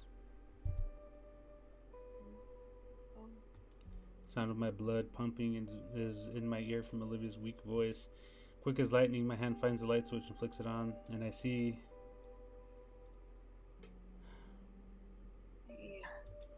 The relief is so powerful I have to steady myself with the hand on the wall. Jesus Christ, woman. I don't know what I was expecting, but Olivia's okay. I do. You're not dressed. Ugh, wrong words. Olivia sits atop her bed, still in the clothes she wore today in school. Not the handmade dress that was on her wheelchair. It's eerily similar to a month ago, as she's curled up in the sheets with wadded up paper once again spread over her bed. The only difference this time is Guts sitting on my spot, chewing idly at one of the pieces of paper. Olivia picks him up, nuzzling comfortably to her plush pet. What's wrong, Olivia? The rat is set down with a heavy sigh and Guts scampers away. With my spot freed up, I sit next to Olivia. I pick up one of the crumpled pages and unwrap it. To call Mr. Idaka a teacher is to be unflattering. He was above and beyond that. He was beloved to all. The next line is crossed out. The rest of the lines are crossed out. They're all variations of the same few phrases put together in every possible combination. The strike-throughs grow increasingly more aggressive, with each line deemed unworthy. I pick up another sheet. It's the same thing. Each new page is just crossed out attempts to get thoughts in her head onto the paper. Olivia, are you okay? This is a stupid question. Oh, I'm fine. It's been months and I'm still not ready to say goodbye. Meanwhile, everyone else has moved on. Stupid, isn't it? I understand. You don't have to give a speech or anything if you don't want to. Olivia sags and sways until her head is laid softly on my shoulder. I feel her fingers intertwine with my own and finally allow her anxiety to escape with a heavy sigh and slow exhale. The minute of tranquility is then shattered by a blaring horn. Oh. What is that? Oh, crap. Take my phone out to see the half dozen texts from Damien and Liz, all of them expressing I need to hurry up. Come on, hurry up. Everything okay? Hey, dude, you there? Go on without us. Something came up. We're gonna do something else. Alright, take care. That weight off our shoulders, I let my phone fall into the bed next to us. Told him to go on ahead. Oh, I'm sorry. You don't need to apologize. Oh, you spent all that time getting ready and had to even help me with the dress, but I can't do anything. Does this remind you of something? Jesus Christ. Come on, Olivia. Don't worry about it. I don't need to go to the winter formal. I just want to spend time with you. And we can still do that. Still, I don't want to sit around here. Not again. Well, we could go out somewhere. Any ideas? Nothing comes to mind. You could just take a walk around and see what happens. Christmas decorations ought to be in full swing now. Nothing else. Takes a few moments, but Olivia's eyes slowly begin to light up. That sounds a little fun. Besides, I'd hate to waste a night with you all gussied up like that. Her sultry grin grows as she eyes me up and down. I'm blushing. I can tell I'm blushing. Anyway, sorry I couldn't do the same for you. It's fine. I'll find an excuse to make you wear it later. You want to go now? Yeah. Could you help me look? Sure. Thanks. I stand up from the bed, bring over Olivia this weird chair, helping her into it slowly. Let's go. Grabbing the chair from behind, I got Olivia out of the room and through the deserted townhouse. On the metro, it's strangely emptier than normal. Oh my god, newspaper guy isn't there. It really is strangely empty. It's just Olivia and I in the car for once. Now that I think about it, everybody's going to be at the formal, so it really is just Olivia and I tonight in general. The metro gently sways us back and forth while we wait for my stop. I glance over at Olivia through my sunglasses. She's turned back, staring out the window, drifting through her own head as she repaints the world in her image. She does see things differently than most. It's a gift she should treasure more. Man, is this really okay? I get the feeling that this is one of those things that she's always going to regret. Not that I should have forced her to go or anything. Still, I should probably try to do something about the situation, but what? No, I kind of wish that I had knocked on your grandma's door and said, "Hey, I know that she can't go to the dance, but can I take her to McDonald's?" He wouldn't have let me. I know, but at least try. Have a gesture there to show your grandma that I really loved you. So I should probably try to do something about the situation, but what? Our stop is in another 8 minutes. My head fills with thoughts of my empty home, and I consider, is that where I should bring her? Some lonely, isolated place? Maybe. A slapdash plan forms in my head. It's pretty stupid, honestly. And I'd been making it up as we go. I've done this stuff to you before, haven't I? I like this. But it'd be infinitely better than letting Olivia just hide away more. 5 minutes. But it doesn't seem to be paying attention. Her head is turned, eyes focused on passing scenery through the window. She probably expects me to tell her where I'm at my stop. I can feel the train slowing down just a bit more. So I stay silent and turn my head towards the window too. I guess she must be deep in thought, because even as the train stops at her station, she doesn't budge. It's the moment of truth. The doors slide open, and then they shut. The train continues. We're now in untested waters. The train takes us to an unknown destination. Hope it's a good one.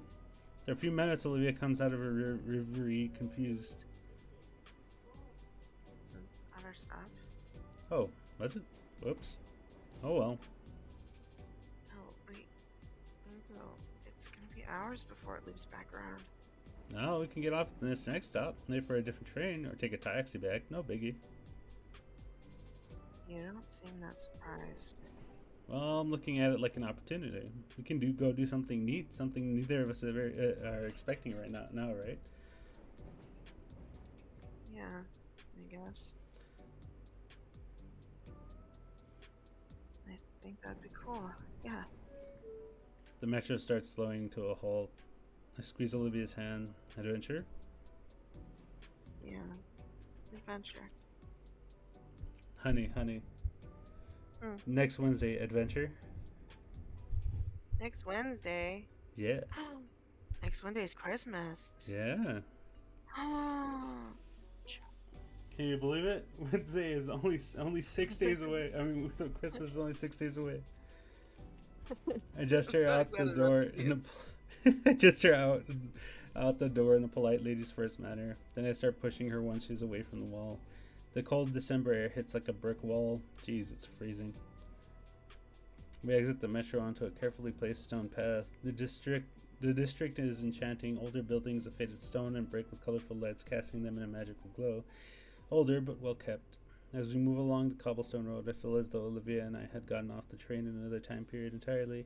Gas lights, decorated with tinsel, replace the modern street lamps that normally light up the sidewalks. The difference between this place and the rest of Volcadera is night and day manages to invite an even cozier feeling of the holidays. Oh. The city's old financial district turned tourist spot. Hard to believe that it's managed to stick around after all these years. You've been here before? That took me once. So what do they have around here? Just some restaurants and shops. The usual stuff that any tourist spot's gonna have. But I think there's a few small art exhibits around here too, if you'd want to see those. Sounds good to me. We continue walking down, admiring the district side by side. There's a few other dinosaur folk walking around the area, but it's noticeably clear that they're well wrapped for the sake of the heat retention. Thick coats and puffy jackets were the primary apparel, with some added scarves and beanies to further their aid in keeping warm. Though even with it being purely for necessity, there's clearly a winter fashion scene to take advantage of. Small but noticeable chattering noise pauses my current train of thought. I look over to Olivia, who's doing her best to stop herself from vibrating in her chair. Only now does it dawn on me that Olivia's hoodie is the one thing that's shielding her from the frigid climate. Hold on a second. I quickly undo my coat and drape it over her. I wish they had drawn it on her. That would be cute, yeah. Thanks. It's worth getting my ass handed to me by Snow Miser if it means keeping her somewhat protected from the cold. Shall we? After a bit more walking, we find ourselves in front of a quaint bistro. To be fair, though, we're warm-blooded. Also, it's 11. No, Did you not set the alarm like I asked? I guess not. Alright, quick break so we can grab our food. Yeah, we're gonna do a quick break. We'll be right back. We're just gonna get food.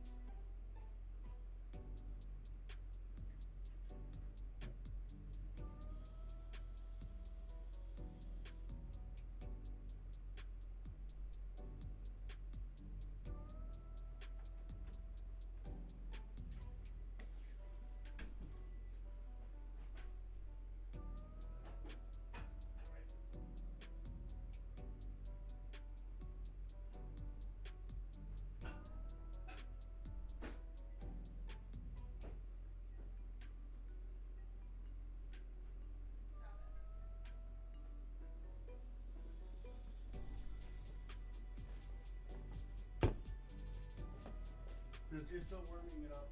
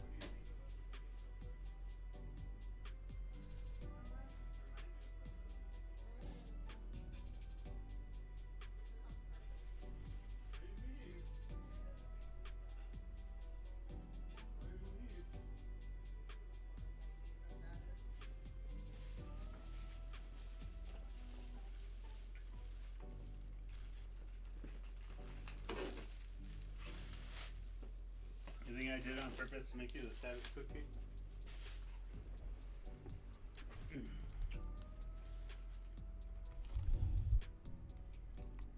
Okay. I think Raven's almost done with her food. I made steak with rice and fries. I don't know. I forgot that I had previously gotten fries ready for today. And then I made rice. That's why it's such a weird combination. So, good food regardless.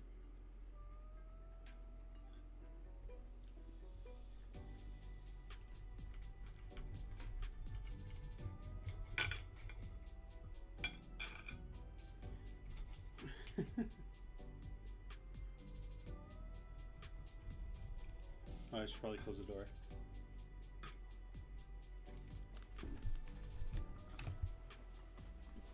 Tell me when you're ready.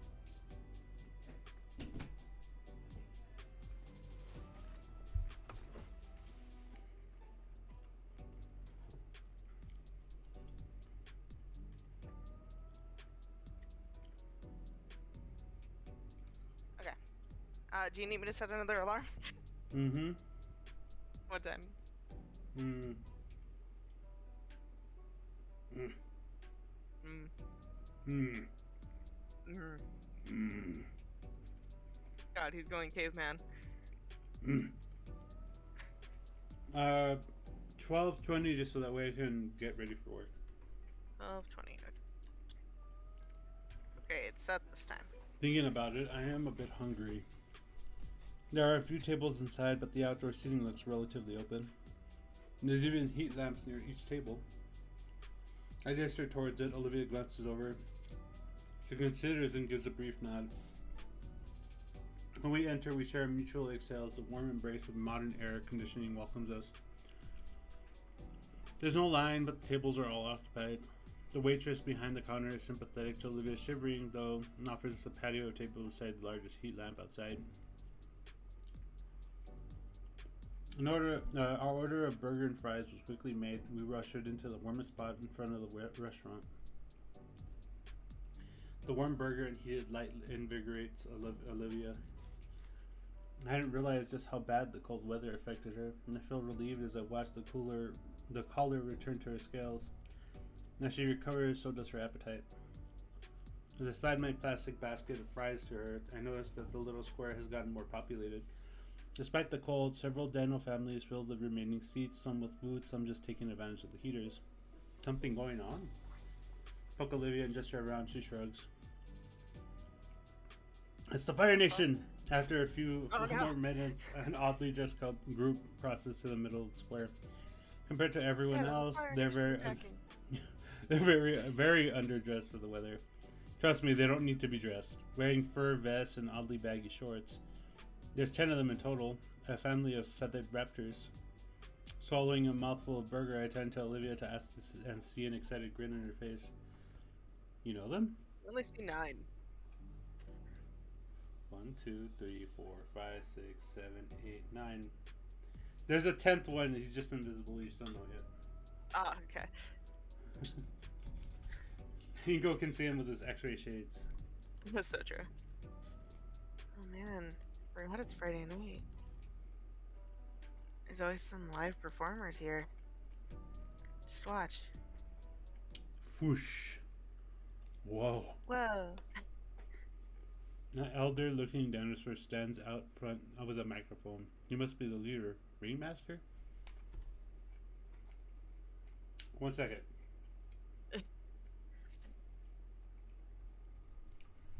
Good evening, everyone. It's a truly magical frosty night out, so let's warm things up just a little bit for everyone.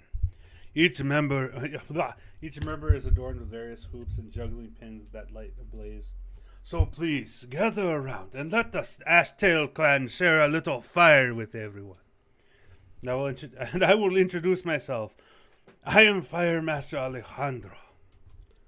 I assure you, tonight is a very special show. They continue setting up. A sign is placed nearby with their socials on them. I do a quick search and whoa, with these kinds of numbers, they must be quite the spectacle to garner an online audience of this size. Several children tug away from their parents and send a perimeter set with rope. One of the members had laid out. Makes me just a bit nervous, but they're professionals, I hope. We begin with a traditional Bateria del Fuego. A drum beat starts playing from a nearby amplifier. It's a steady, strong beat. No doubt meant as a metronome for the group. After a few seconds, the troupe begins dancing. Rod spun a flame, creating a wheel of fire. They ran about the square. The crowd cheers as the embers sweep by them. The fire master, a grandfatherly-looking dino, is the wildest of them all. Hear me out? Honestly, though? He wields a pair of chains, the ends of which are ablaze, and spins them around with reckless abandon. That man alone is a veritable firestorm among the rest of the troop, even going as far as to let the fireballs bounce off his body to create more unique flaming shapes. Hot. My steak fries set abandon as Olivia is entranced by live performers. Her silver eyes wide as she takes in particular performer as he twirls about with his flaming fans. Actually, looking at all the performers, they're all raptors. It's a family troupe.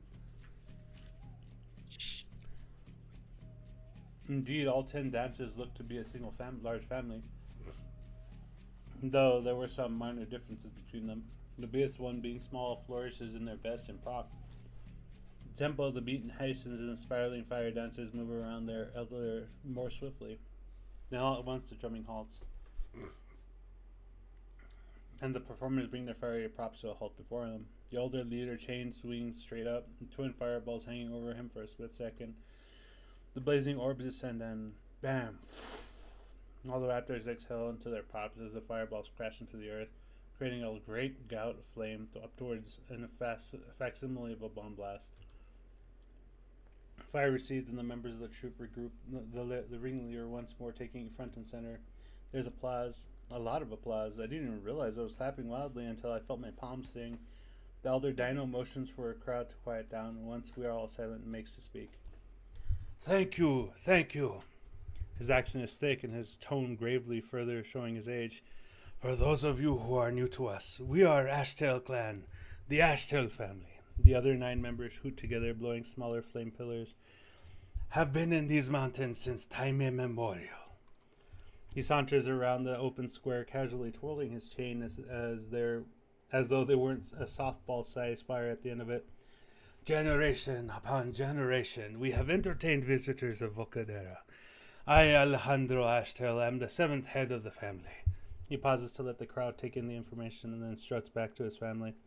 There's murmurs, and even the other performers look confused as he wraps an arm around one of the female performers and moves back to the center with her. And this is my granddaughter, Michaela. Alejandro pushes the young woman forward, a shorter and more lanky raptor compared to the stocky leader. She looks to be about her age. Greetings, my friends.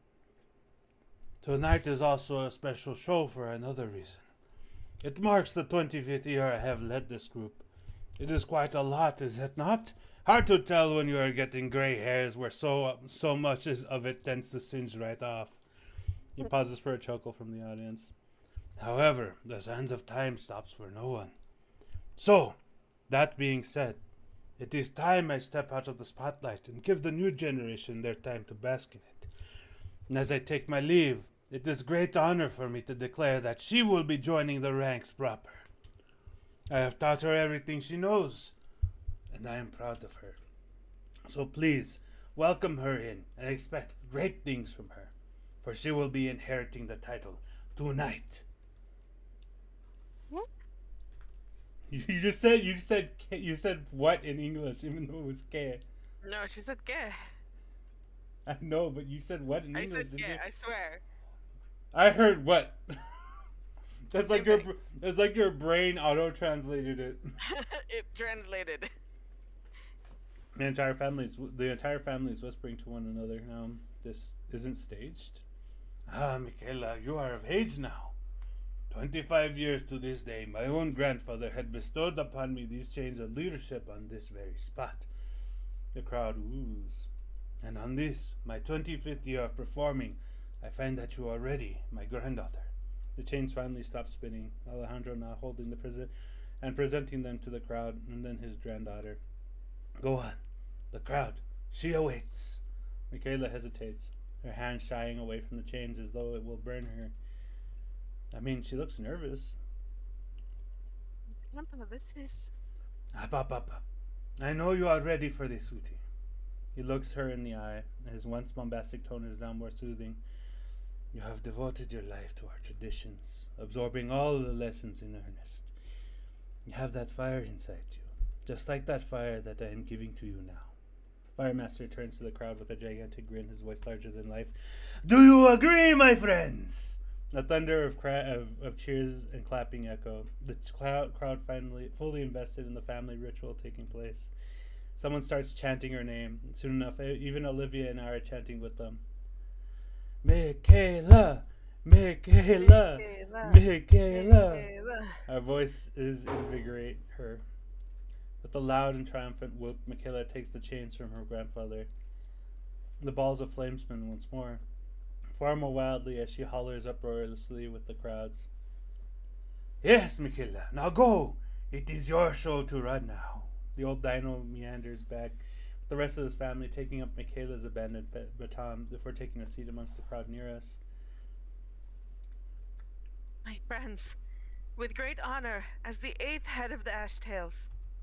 The other 8 performers once more exhale tall pillars of flame. Let the show continue! With a graceful somersault, a new drum beat blares through the speaker, and the dancers begin to move with their flaming props. The new member moves with elegance. She's clearly had a lot of practice. That grandpa. Whoa. Hey, what was that? What was what? Your smile just faltered. I saw it. Look at his dumbass face.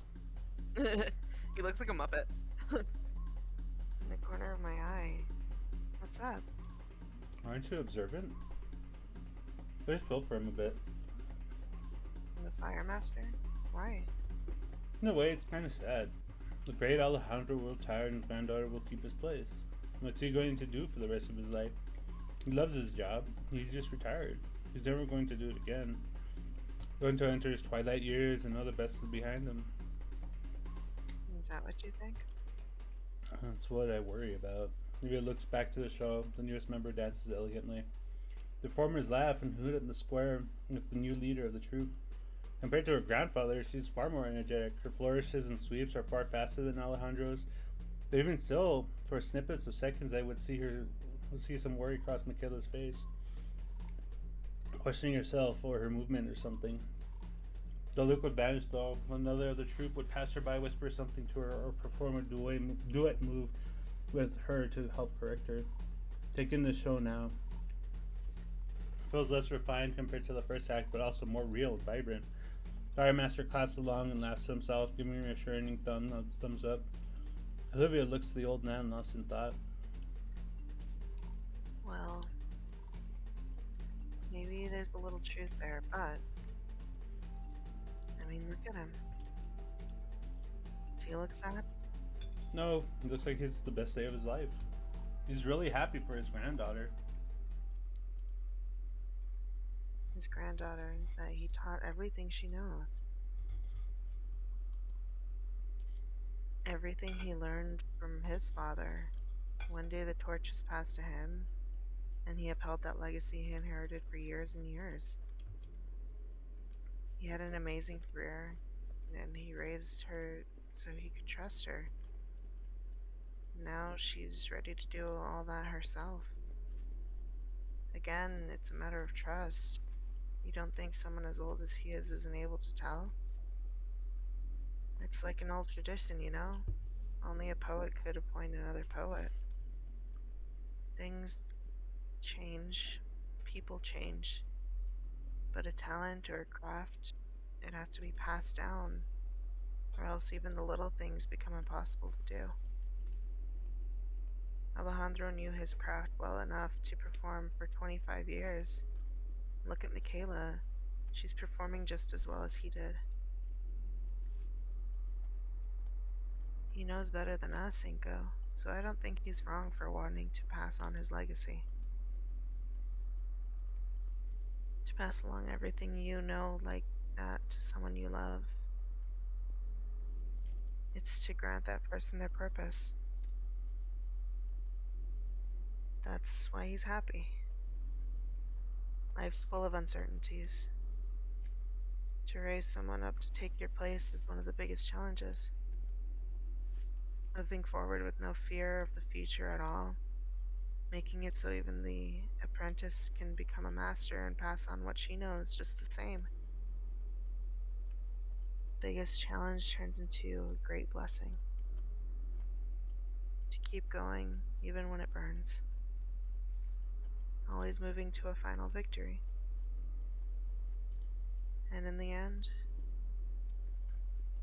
he won. I wiped a tear from her eye. She leans into my hand. Hold on, give me a second. Don't cry, it's okay. I'm tearing up, dude. Somewhere in there, something changed. He started referring to two people. No one to tell her, but she knows.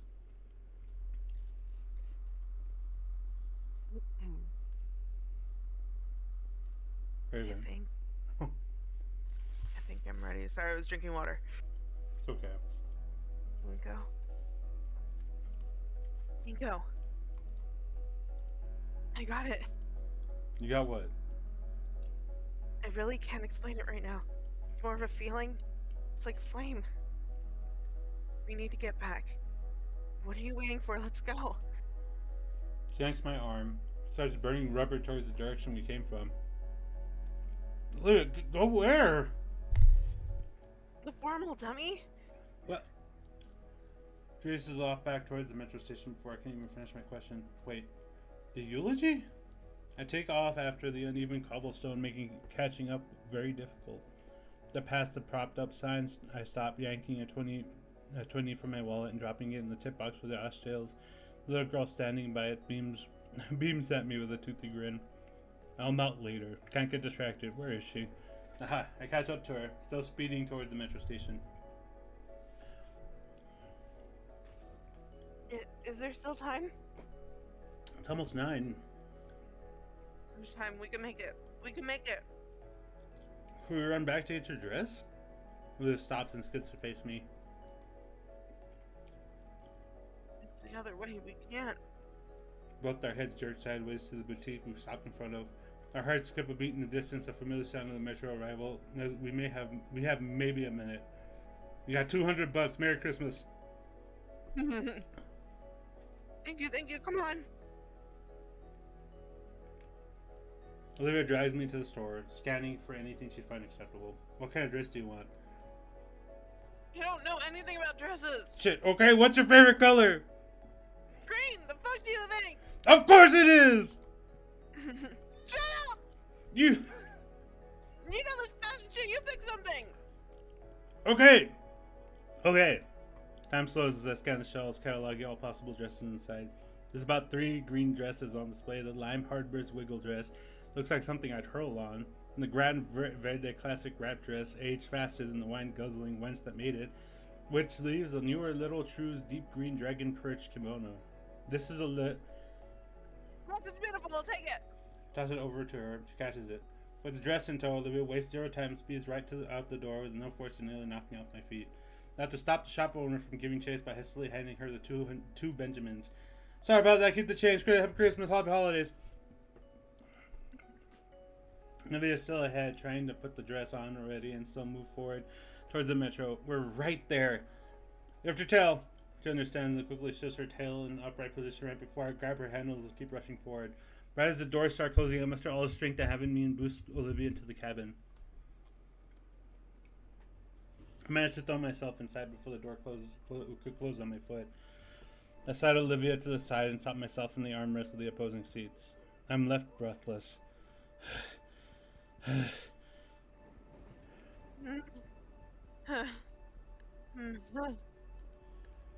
heck are you out of breath for? It's tense. Are you alright? Yeah, I'm fine. I finished catching my breath and settle the seat normally. Olivia moves into her spot and keeps struggling to put her dress on. She tosses me her hoodie. How does this even work? Olivia waves the kimono around like a signal flag, confused as to what goes where. Here, let me help you out. Our smoking jacket a while back. Shouldn't be too dissimilar to wear one of these, I think. Smoking jacket? I didn't think you smoke. I don't. Just thought it would be cool to have. Help Of Olivia off of her wheelchair and onto the metro seat. Since what should make the process easier, I take a bit of trial and error and quick snoot tutorial. They eventually get the Naga Juban and kimono on. Totally ace that pronunciation. After making sure all the knots are tied securely and her tail is poking out at the accommodating slit on the back of the dress, help Olivia back onto the wheelchair. Aww. Well, how do I look? Take a good look at Olivia in her dress. Even though this was the last minute, she still manages to take my breath away. You look beautiful. You're just saying that. I am, and it's the truth. Wait, you still have the tickets? I reach in my back pocket and pull them out, offering her to see. She takes one and stares at it intensely, their hand as though it were gold. 7 p.m. to 10 p.m. That's us up at the terminal 9:30. Can make it. It'll be close. The speech might go over the limit, but we can make it in the last minute. Okay. Olivia starts hyping herself. Her lips move, but no words come out. Olivia's head would occasionally bob in approval or shake in disapproval too. There's a heavy tension building in my chest. The LED clock display in the carriage looks like it's going twice as fast. Can't tell if time is going too fast or our train is going too slow. For the whole ride, she speaks silently to herself, probably rehearsing the new speech she just pieced together. Man, I love seeing her like this. With my phone, I check Google for the fastest way to the convention center. We're cutting it really close, made worse by my discovery. While I don't want to disrupt her concentration, we have to transfer lanes at the central station. Olivia's still lost in her rehearsals. I push her out of the trail and race to the full railway station. I curse the building's layout, the second line having been built what feels like miles away as I try to get us to it. Unless I see it, a sign directing to where exactly the convention center tram is. Downstairs. The silent curse, I beeline for the nearest elevator, Olivia's wheelchair becoming an incidental plow as we push through the late night crowd. The elevator door looks positively ancient, but that doesn't matter. My full palm slaps on the button roughly as even more adrenaline pumps through my veins. Right now I feel a sort of hyper-awareness, the rest of the world going at a snail's pace as I repeatedly jab at the button. The doors finally lurch open. I practically shove Olivia through, startling her from her thoughts at last. Ego? We're going to make it. Ego! All at once, I feel my energy plateau. Slumping heavily against the handlebars of Olivia's wheelchair, my body finally registers how hard I pushed it. The gas, I'm floored completely, my lower body feeling excessively heavy as the muscles within my legs wail in pain. The elevator door reopens. Olivia thankfully wills herself out. I hang on onto her handlebars while I drag my feet after her. Cancer train is here, thankfully. We're going to make it, Olivia. You said that already. Nico, are you alright? She peers back at me over her shoulder. I quickly smile and wipe the sweat from my brow with my sleeve. Getting aboard the new train, I allow myself to collapse on the seat by Olivia. Olivia keeps looking at me with her moonshade silver eyes filled with worry. The only response is a tired smile and a thumbs up. The second metro line goes just as fast as the first, 9:45. How dare interrupt Olivia here. She continues mashing all the right pieces together in her head. It's not just a speech, it's a whole new part of her she's suddenly awakened to. Nico. That's over. She's offers a hand and I take it. So happy you're here. Thank you. I gently grasp her hand for the rest of this metro ride. Eventually, we pull into the station. We're here, 9:57. It's right outside. A straight shot to the front door. Doors open. A few couples start exiting. That's fine. People leave these things early all the time. Tinge of fear mars Olivia's face. I give her a reassuring smile and start pushing her out past the inflow. The convention center is just up ahead, covered in what must be hundreds of feet worth of sparkling fairy lights. 10-foot tall Christmas tree stands near the entrance, topped with a star that pierces the night sky. We turn the corner into the parking lot and chatter of milling couples entering cars or walking past us into the metro.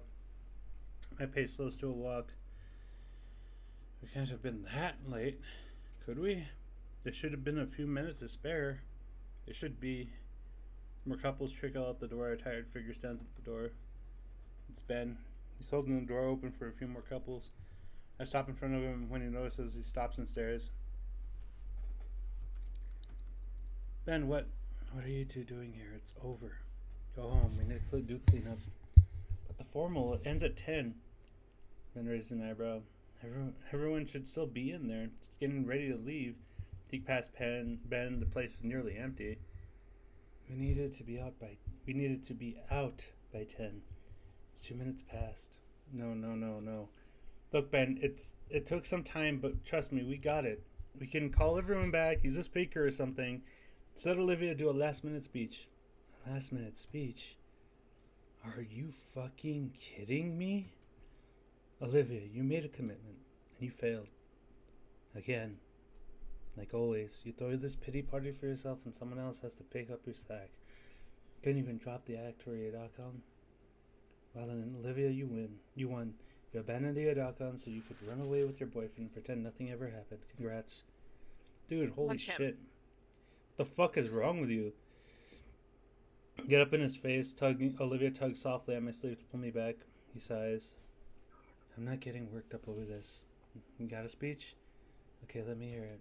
I'll be your audience, No. No. Darling, I moved to tears. And what's gotten into you? Nothing. Just let me be for the night, okay? And Olivia, stop looking at me like that.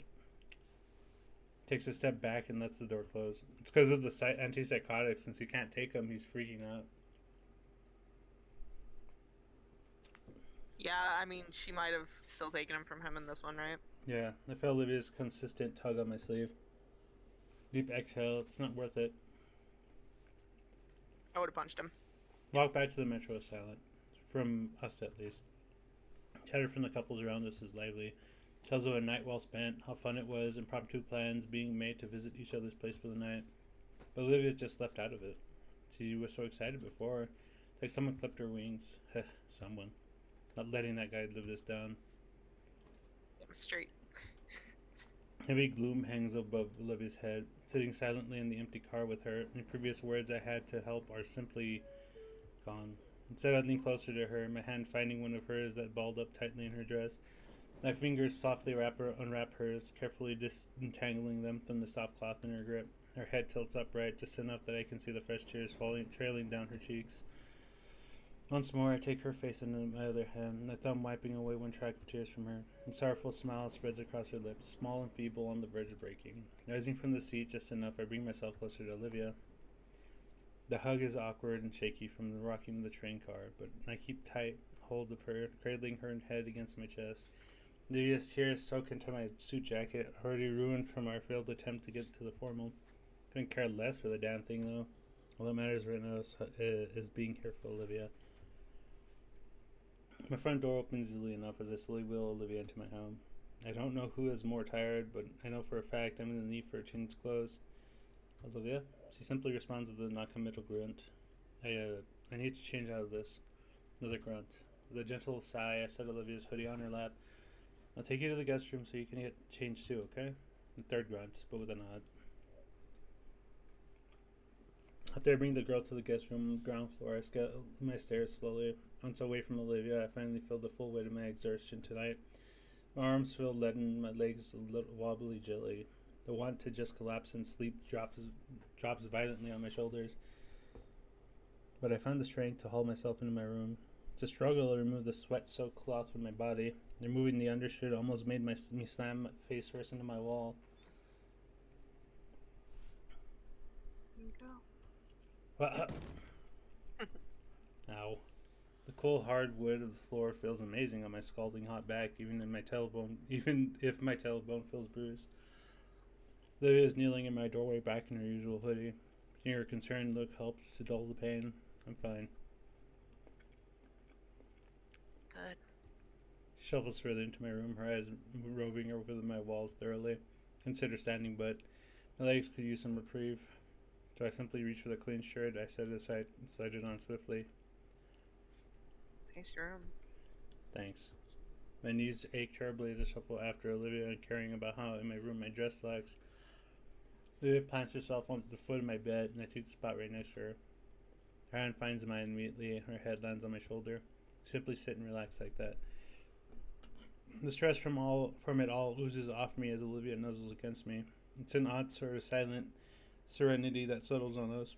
No sound at all except for how breathing, each puff of air taking it more and more of our worldly troubles.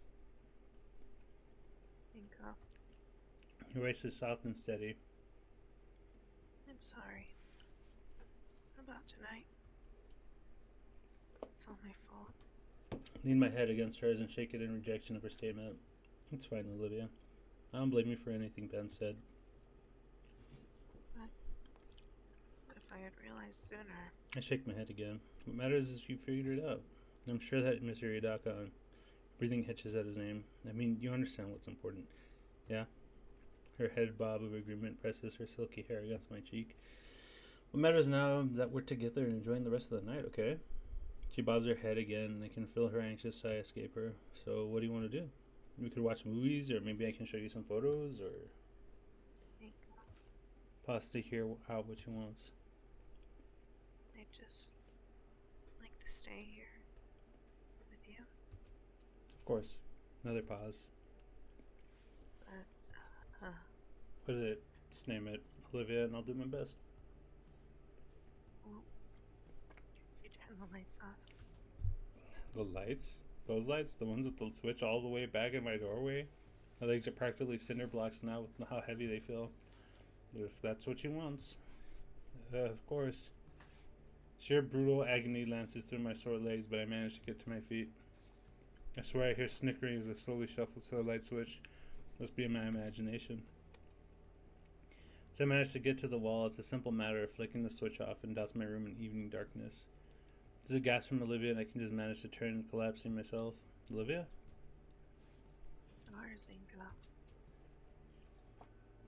Stars? In the dim moonlight filtering into my room, I can see Olivia's head turned towards my windows. Huh. No wonder they made suburbs out here. I guess. Yours just back to her knees and moves to my window. What? Is that how you felt when we went to Alamogordo and it was dark as shit? Yes. You like stargazing? My dad used to take me out. The nebulas I saw back then, those colors, they've always stuck with me, swirling around in my thoughts. Managing the steps needed to reach the window, I stand next to Olivia and look through the window. It's a clear night, with the moon only a quarter waning. I have never just considered it, but these new suburbs don't have too much light pollution, like Olivia's neighborhood. How long has it been since she's seen a night sky like this? My legs finally reach their tipping point, and I find myself collapsing into my desk chair. When my arm lands on my desk, my hand lands on something. Oh, it's my camera. Say, Olivia, Huh? would you like a better view of the sky? Here. I find my tripod and search my desk for my biggest camera lens. After some practice setup, the camera is pointing right out my window, aimed at the cosmos above, and then the whole thing is connected to my computer. Presto, our very own observatory. The screen fills with a beautiful high-definition feed from the camera. I slide in the computer chair to show Olivia. Want to come see? I move to get out of the chair so she can have a turn. But in a flash of movement betraying her tired exterior, Olivia forced herself into the chair right on my legs. Feeling her weight press into me is nice. It's really nice. I carefully aim the tripod bit by bit, aiming at various sites in the sky. We see a distant nebula swirling around in blue and purple. It's only barely visible, but it's there. I should paint something like this sometime. Bet it'd be really pretty. I don't think I could do it justice. You don't think so? I'd like to see you give it a shot. I got something in the stream for just a second. Hold it. Slowly now. I know I just saw something. Is that? I think it is. Shooting star up close for us to see. Nobody else in the city gets to see this. You want to make a wish? Olivia thinks to herself and turns her head to look at me. You thought first. Are those the rules? Alright. A wish. Okay, think fast. I wish things will turn out okay. That sounds good. For some reason, I always think you're supposed to pray a bit when you do this. Oops. I look away from the monitor and smile at Olivia. Oh? I don't want to tell you. Besides, I think it's already coming true. Olivia rolled her eyes, though the screen lit up her smile too. Feeling her snuggle and further into me, we continued looking at the celestial bodies that hung over us. My arms wrapped around her midriff, holding her as close as possible. It's how we spent the night together. Just us and the stars and nothing else of the world. The purr reverberating from Olivia and through my chest slowly soothed us both to sleep. Yes, that wish is coming true. A month had passed since that night. I held Olivia as she held me, and things were okay just for a while. After everything she'd been through, Olivia needed something to help lift the burdening weight from her shoulders. Thankfully, the next day marked the beginning of winter break, and we ended up spending most of it together. Most of the time, it was just hanging out at each other's houses, watching shows, and playing games. She even taught me how to get guts to perform tricks. It was simplistic, but those intimate moments with her were memories I'll cherish for as long as I live. I even got to spend Christmas and New Year's with her and the Payne family. It was the closest thing to having a real family I've experienced in years. In those 2 weeks, I never felt more connected to Olivia. Time marches on, though, and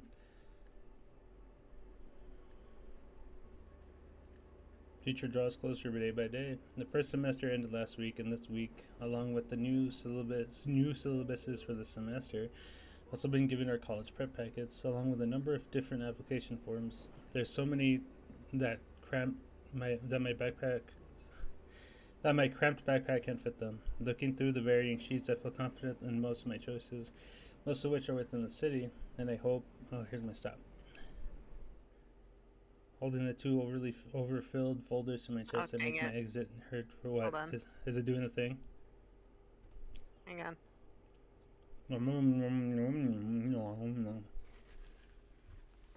Hello?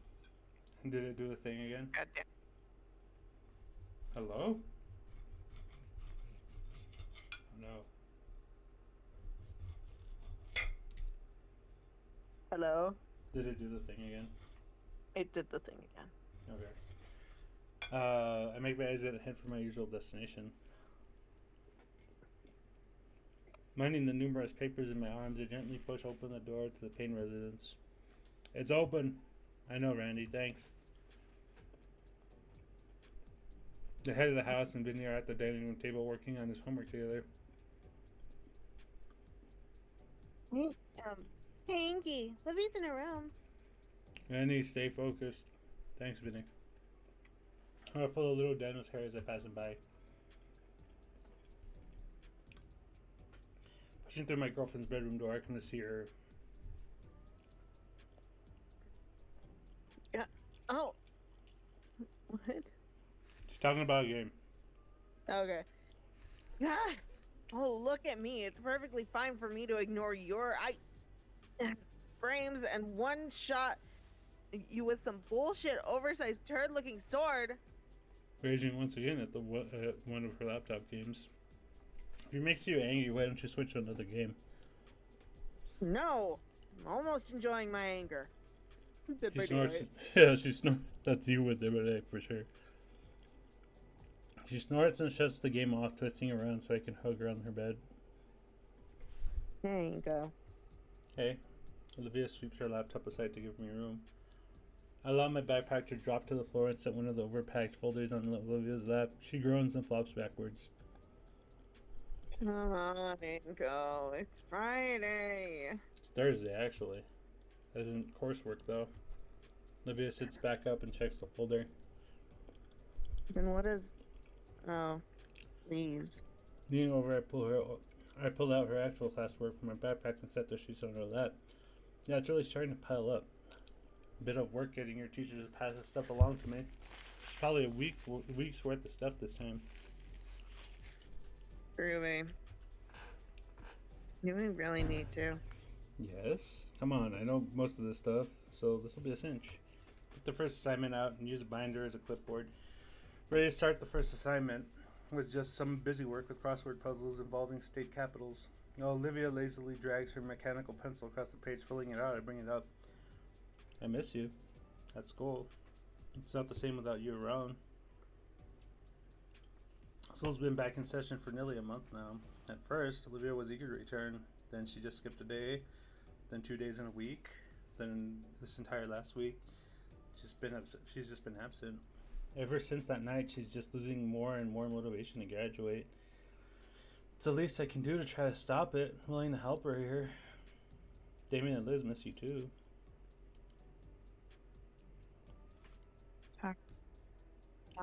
We go. Probably. Olivia, I'm worried for you. You're right at the finish line. It scares me seeing you get senioritis like this.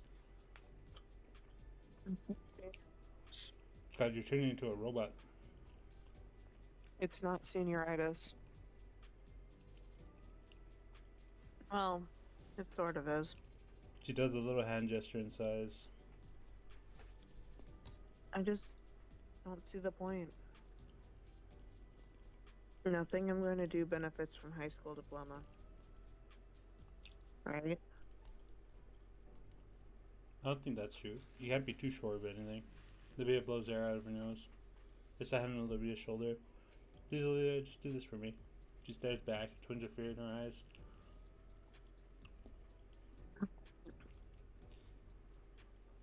Just for you. Consider it. Thanks. We keep working away at the pile of assignments. A few papers in, Olivia thinks to boot up her laptop and play some ambient metal for us. She occasionally asks my opinion on a song, self-conscious if I like it or not. At a point, Mr. Payne let us know he's heading out for some errands. This is pretty nice, getting to teach Olivia what she'd miss in her classes and keeping her up to speed. Dare I say, the schoolwork is even relaxing? Less so the busy work, more so that we're together. About halfway in, and an hour later, there's a loud knock at the door. That doesn't sound like anyone here's knock. You can tell. Yeah. It'd be a package delivery. I'll go get it then. I give Olivia's shoulder a little rub while I get up. She tries nipping my sleeve. It's still pretty cold out, so I shouldn't take too long to get it. If it's a package, it may be something that's not good to leave out. I open the door. Do you know what it is? No idea. Get the fuck out of here. I'm angry at him in this one. Hey, Inko. Instantly, my enthusiasm is drained. What is it? Starting to shiver in the freezing, huddling on myself. Look, Inko, can I come in for a moment? No. No, you may not. What do you want? He sighs. Listen, I know things didn't go well when we last talked. We didn't leave on good terms. I'm here because of Olivia. Why is she not coming to school? None of your business. She needs to keep her grades up. I feel my lips instinctively curl my expression into a grimace. What? Fuck off, dude. No, this is serious. Why the hell do you think this is something you need to be involved with? I'm working on it.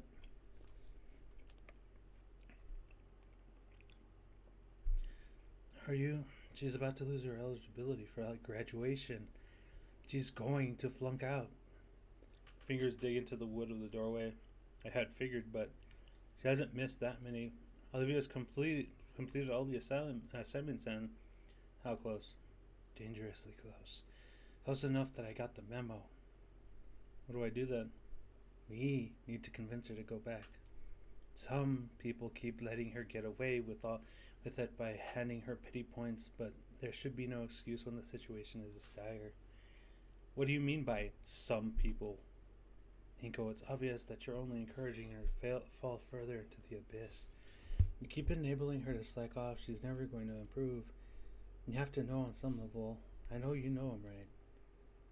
So if you're not going to do anything about it, in a meaningful way, then I'll tell her myself.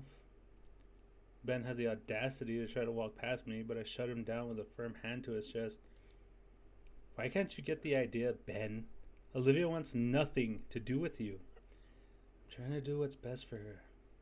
Ben starts yelling at near the top of his lungs. Olivia! Please, just hear me out. I'm just trying to help you. Ben, stop. Just let me talk to... Stop! Just stay away from us before you make things even worse. Ben stands there, unable to form any more words. For a while, he can't either. You psycho. Oh, I've got to hurt. Outside Olivia's room, I dread turning the doorknob. If I'm lucky, she just cranked up the music that whole time and thinks that was just a delivery. It's a nice little fantasy. I know better than that, though. The music's already turned off. She turned it down when I opened the door. I sigh and open up. Olivia's huddled on the bed, holding her knees tight. All my work is crumpled and torn, cast aside off her bed. Damn it. I was close. God damn it, Ben. I do think Ben made it worse. Yeah, because she was actually going to for him, but now... Yeah, Olivia.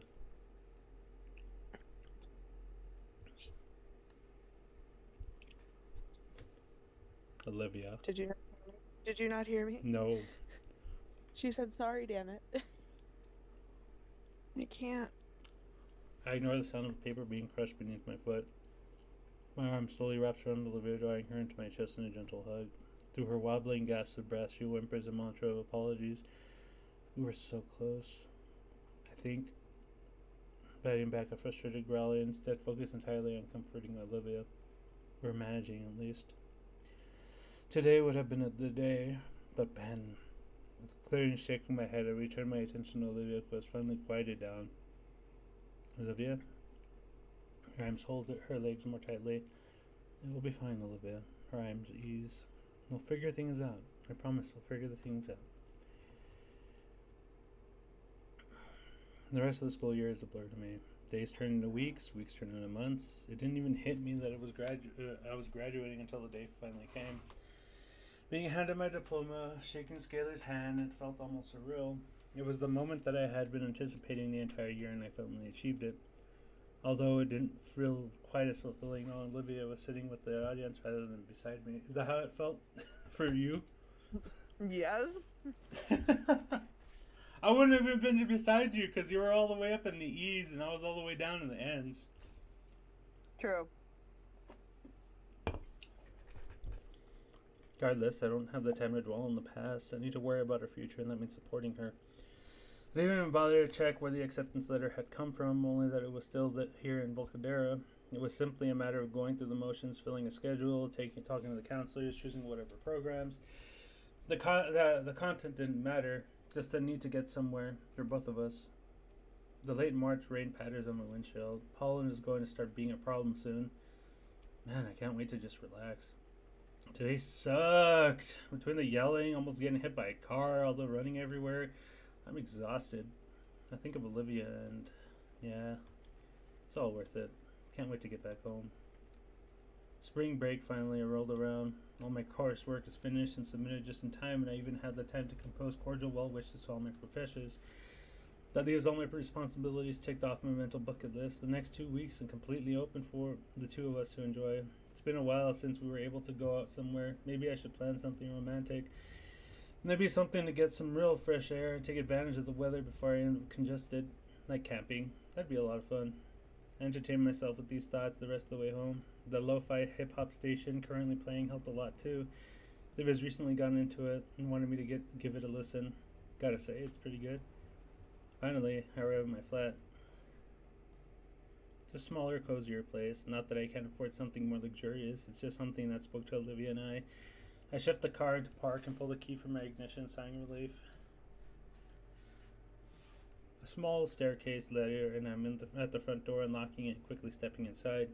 It's quiet, as usual. Olivia's usually working around this time, too. I quietly push her door open. She sat quietly in front of her drawing tablet, carefully painting a dramatic landscape.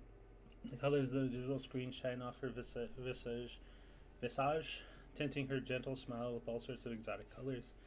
I caught her at a good time. She looked stunning. Seeing her hard at work, combined with the ambient lighting in the room, is a painting all on its own. When she sees me, the corners of her mouth pick up, and I see a bit of that sparkle in her eyes. She waves to me and mouths out a silent message. Made club sandwiches. Yours is in the fridge. I return a thumbs up. I'll be out in a bit. Let me wrap up here.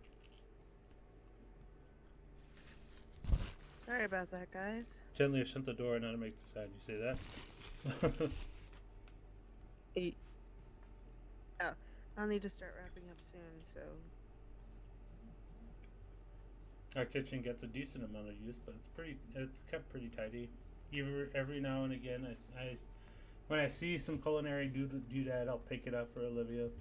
I open the fridge. Inside is a leftover pizza box, a half-gallon of milk, a stray can of soda, and some dwindling bags of fruit. Guess Olivia used the last of our actual food for lunch, only to go shopping soon. And of course, the sandwich Olivia made wrapped up all nice, all fancy for me.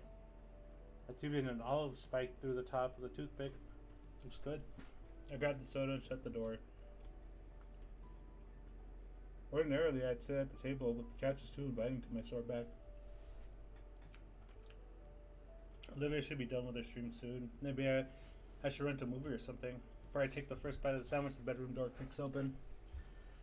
In the corner of my eye, I watch my girlfriend try to surreptitiously sneak towards me on her hands and knees. While she has miniature gator skin bags beneath her eyes, I can clearly see the mischievous glimmer in her mirror-like irises. Pretending not to notice her, I chew on delicious sandwich meat until I feel a sharp tug on my wrist. Her jaw is wrapped around it, gently nodding on my limb. She lets go once. I look at her, and I keep my hand held out so she can take it. When she does, it's a simple matter of drawing her up and onto the couch beside me. Also, a quick question. I bet you're thinking, this didn't make me cry. Bitch, we're not done yet.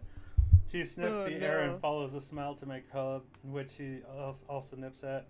Hey. Give me some. One bite. One human bite. She crunches off the other end, and I follow up with my next bite. It's good. Olivia's cooking is always wonderful. She's definitely upset about something. Hey, something got you down? Hmm? Remember when you did that stream for Corvid? You seem low energy. Nah, don't worry about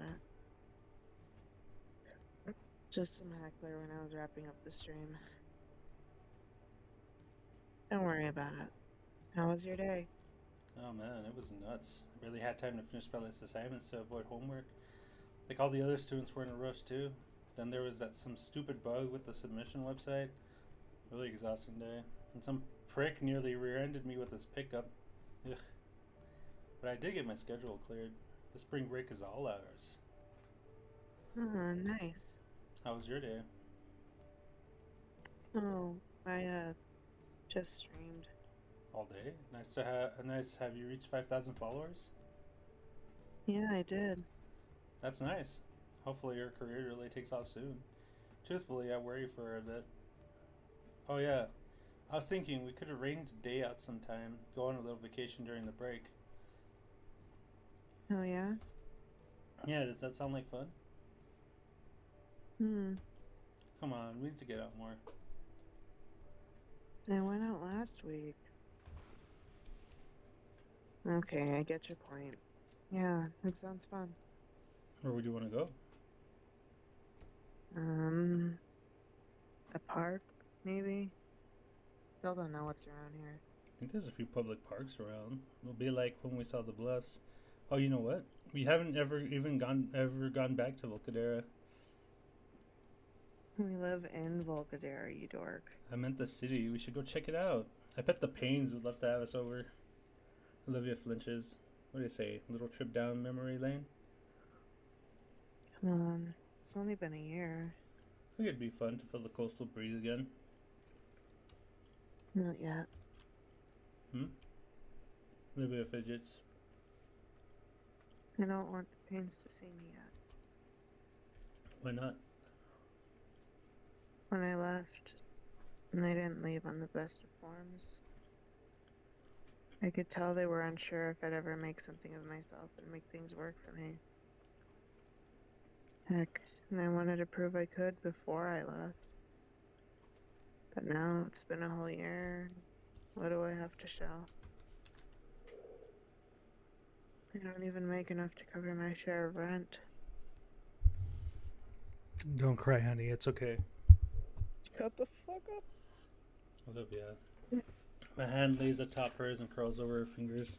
Did Randy or Sophia care? Well, Come on, we both know they just love to see you again. Her fidgeting eases and smile creeps slowly on her lips. yeah. I guess. I'll shoot them a text later, okay? She looks up and nods happily. After that, then, I don't know. How about camping? I can look at local campsites. That sounds nice, yeah. Alright. Hey, you up for a move or something? She nods. Using the remote, I browse for something decent. Oh, they had a bunch of old kaiju movies. Nice. Finally settled in for the night of cheesy rubber suit movie monster movies. We should watch some of those. I want to watch some of those. At some I want point, to see the Shin Godzilla one. me too. At some point, Olivia's tail had wrapped around my waist and bodily dragged me to her. Slowly, the sun fades down, leaving us only illuminated by the television screen. I'm sorry, Angel. For what? Well, My arm wrapped around her shoulders, pulls her as close as possible. for everything. The derisive snort. I shake my head. You haven't done anything to be sorry for, Olivia. Exactly. I've done nothing. Even in the duskness of the room, I can see her hurt-filled eyes. I plant the most chaste of kisses on her nose, exciting a giggle from her. I wouldn't say that. You've done so much more than you know. For me, goes unsaid. But Olivia gets the message and her head sinks into my chest. It's a bit difficult to pull my phone out with Olivia's tail in the way, but I manage. Sophia, would you like to have lunch or something tomorrow?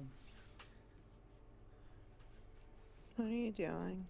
Sending that text. No, absolutely, sweetie. Is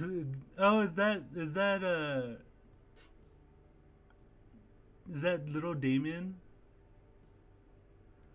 Oh my god, I think it is! And he's holding little Vinny! Ah, We haven't heard a thing from either of you for so long. Why don't we get brunch? how would brunch with the pain sound live? Okay. It's been a while since I had Auntie's waffles after all. Brunch sounds good. Wonderful. Remember, brunch. Brunch. I accept the automated schedule update on my Brunch, phone kiddo. and let it drop onto the couch cushion and return to our movie marathon. I always love seeing the old cinematography tricks in action, and Olivia's enjoying the cheesy battles. Well, we both are enjoying that part. It's made even better after I order a pizza. At some point, Olivia falls asleep leaning against me. I find it hard to stay awake too. We're still not done, just so you know. We have 10 minutes. The morning sun greets us as we have 20. I don't have to leave until 30, remember? The morning sun greets us as we exit the flat together. I take the moment to bask in its warmth, breathing deeply the crisp spring air. Here's your info. My hand is quick to rub my nose clear of any pollen. Sorry, Liv. Anyway, where are we heading first? Leah ponders as she wheels herself to the car. She sways idly in her chair, really considering where we'd spent the morning. Finally, she speaks up when I hold open the door for her. Auntie Sophia said it'd be brunch. We've got a couple hours. Olivia climbs into the passenger seat carefully as I hold her wheelchair for her. It's become second nature at this point to collapse the chair and store it in safely in the back seat. I kind of want to take a trip down memory lane. Memory lane. Got it. Got the directions? On the driver's seat, Olivia has her phone out connected to the car's rotary radio. The old financial district first, then? Now I shift the car into reverse and carefully back out of our parking space. Once we're on the road proper, Olivia sets the tone of our trip. The song is fast and upbeat, with just a hint of patchiness. Patchiness, I guess? Glancing at her, I see that she's checked out completely. Her eyes are cast on the passing view through her window. She won't be for too long, thankfully, since getting back home is easy for you, which back roads to take. As we pass through the congested section of downtown, Olivia lowers the music and speaks up. There you go. I turn to her and see her face pressed to the window. What is it? That building, the one right there. Moving to where she's pointing, I see an older building that's vaguely familiar. After I squint at it for way too long, Olivia supplies the answer. It's the old arcade. Her voice is low. Taking a closer look at the building, I finally realized why I couldn't recognize it. The paint looks fresh and there's a different sign above it. Oh, it must have been bought by someone. Yeah. Do you want to check it out? We got the whole day after all. The heavy traffic on the main road, Olivia has the time to consider deeply. Finally, she sighs and shakes her head. It's too early anyways. In fact, I think it's too early for Old Town too. I doubt anything interesting will be open. Oh, well, any other places you want to see then? The light ahead finally changes and we start down the street again, but Olivia's eyes never leave the old arcade building. It's when even I can't see from the rearview window that Olivia decides. I'd like to see the bluffs. Actually, it might look nice early in the morning. That is a bit more of a drive in a totally different direction, but sounds good. Turning the steering wheel to the side, the car starts down another side road towards the highway. Are you excited to go hiking again? Hiking? I mean, we don't have to walk the entire thing, do we? I just figured we can actually do it again. I pressed the word exercise from my mind. It'd be nice to recreate our first real date. Yeah. Yeah, it would. Silence washes over the car as we both silently reminisce on our visit a year ago. Seems like so long ago now, even though it's just been a year. As I slow to a crawl in response to the silver SUV cutting me off, Olivia begins tapping on my arm furiously. Bless you. Jesus Christ, I'm so sorry. Nito, look. Huh? She points at something on my window. I shift my gaze to follow. To our left lies an old high school, St. Hammond. Wow, I didn't even recognize where we were. Can we stop and visit? It's a Saturday. It might still be open. There's clubs on Saturday. There are some cars left in the parking lot. However, seeing Olivia become so adamant about wanting to check out the school even after everything that happened last year, part of me hopes that Olivia's finally found her missing resolve. Let's give it a shot Hi, then. brother. I engage in some questionable legal driving maneuvers to get us to the left lane and take us right into the school's parking lot. The place is still pretty empty, so we're able to park real close to the front entrance. Although we'd get prime parking anyway due to this fancy sticker I got. I quickly look around for a place to park, pulling to the side of the road and turning the vehicle off. I step out of the car and make for the trunk to set up Olivia's wheelchair. It doesn't take long before we're taking the short walk up the path. The mural is as beautiful as ever, looming over us like the sacred guardian of the school. There are lights on inside. Olivia hesitates, hovering her hand just above the door handle. She pushes in, and the cool air-conditioned breeze is let out, along with the very familiar scent of the facility. Inside, it looks just like how we left it. Is it really okay for us to be here? Olivia glances around nervously and shrugs. You don't know why we wouldn't? Well, normally students are supposed to call ahead or wait for a reunion. Olivia jumps. Scalar. Hello, you two. What brings you back to St. Hammond? Well, it's spring break for me, so we wanted to take the day to just go around. I see, Mr. Inko.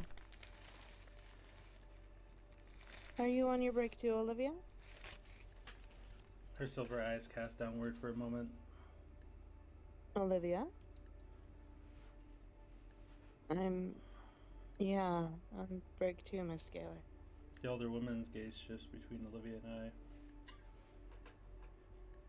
I. I see. Well then. At the side, the principal turns and starts heading down the hallway. Come on, you two will need visitor passes then. Olivia doesn't budge. Olivia? I don't think she heard me. Taking Olivia's handlebars, I move to catch up on the scalar. Everything looks just like I remember it. The hallways, the lockers, even some of the posters. The principal smiles wryly. It's only been a year, Inko. Give it some time at least. What do you mean? We turn and enter a hallway that's permanently ingrained in my memories. The gala. Well, the district's currently looking over a proposal we submitted. Hopefully, St. Hammond will have a brand new wing in the coming year. Oh, for more classrooms then? Something like that. The administration felt that we should have a dedicated area for the extracurricular classes. St. Hammond's was always focused on the arts, so that means it's an art wing? She nods and enters her office. After a moment, she comes back with a clipboard and some large name tapes. For now, just sign this. Don't worry about disturbing any clubs today. There's only the tabletop games club in the library. I fill out the sheet for both Olivia and I and hand the clipboard back.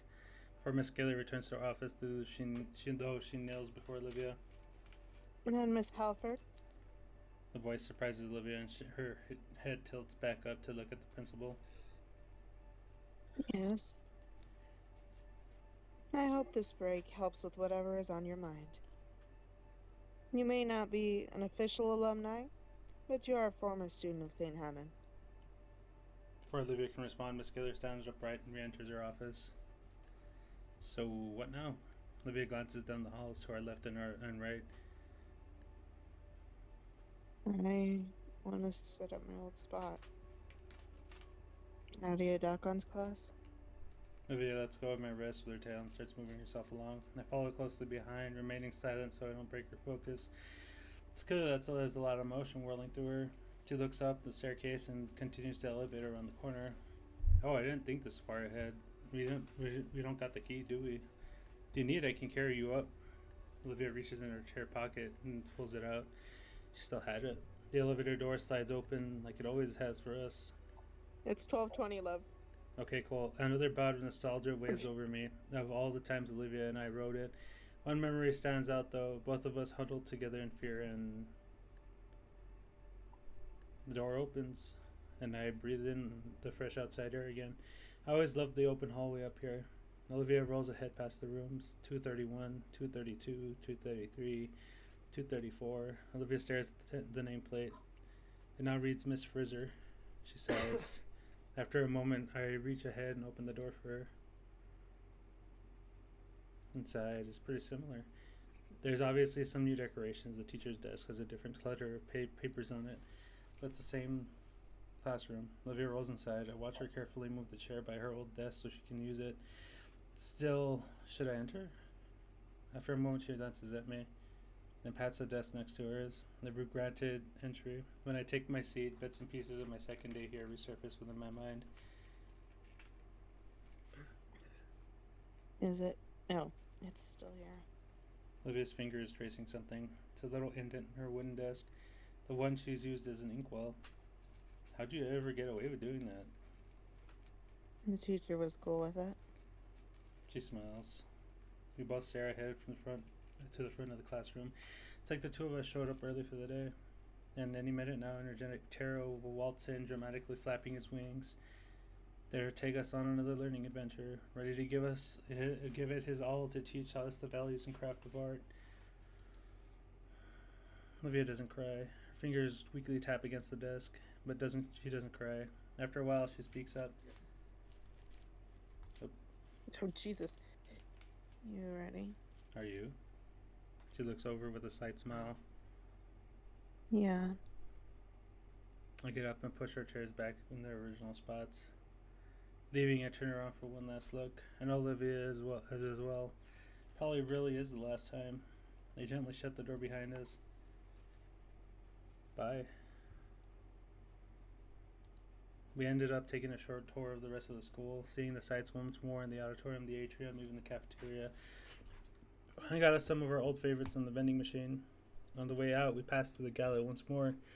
I stop at the trophy case. Olivia hears my footsteps, have stopped and turns. Her landscape is gone. In its place, a plaque.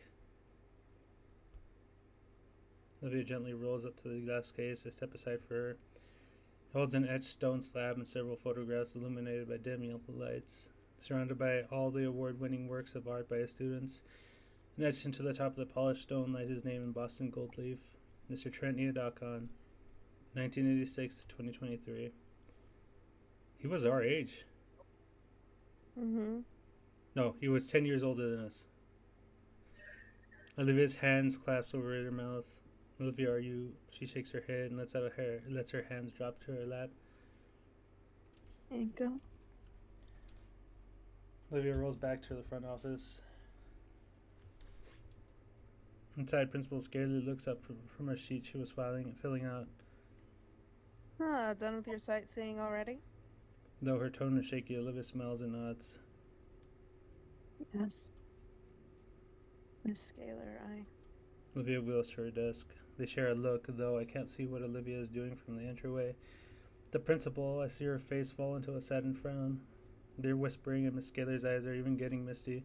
She wipes her face and she nods, taking a blank sheet from her desk and writing on it. Olivia accepts the paper. You, Miss Scalar.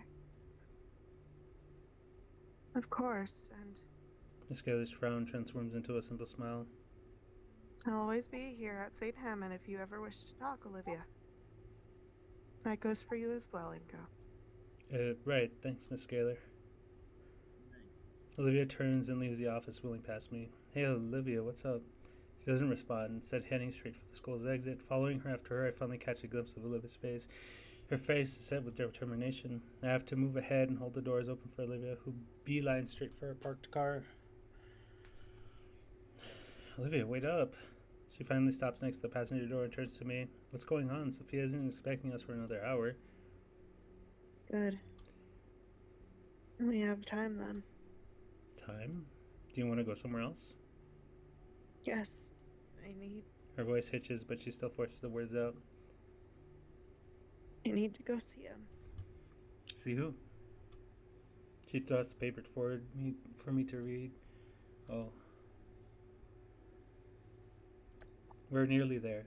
It's not that far away, only a 10-minute drive, but a combination of dread and anticipation makes it feel like 10 hours.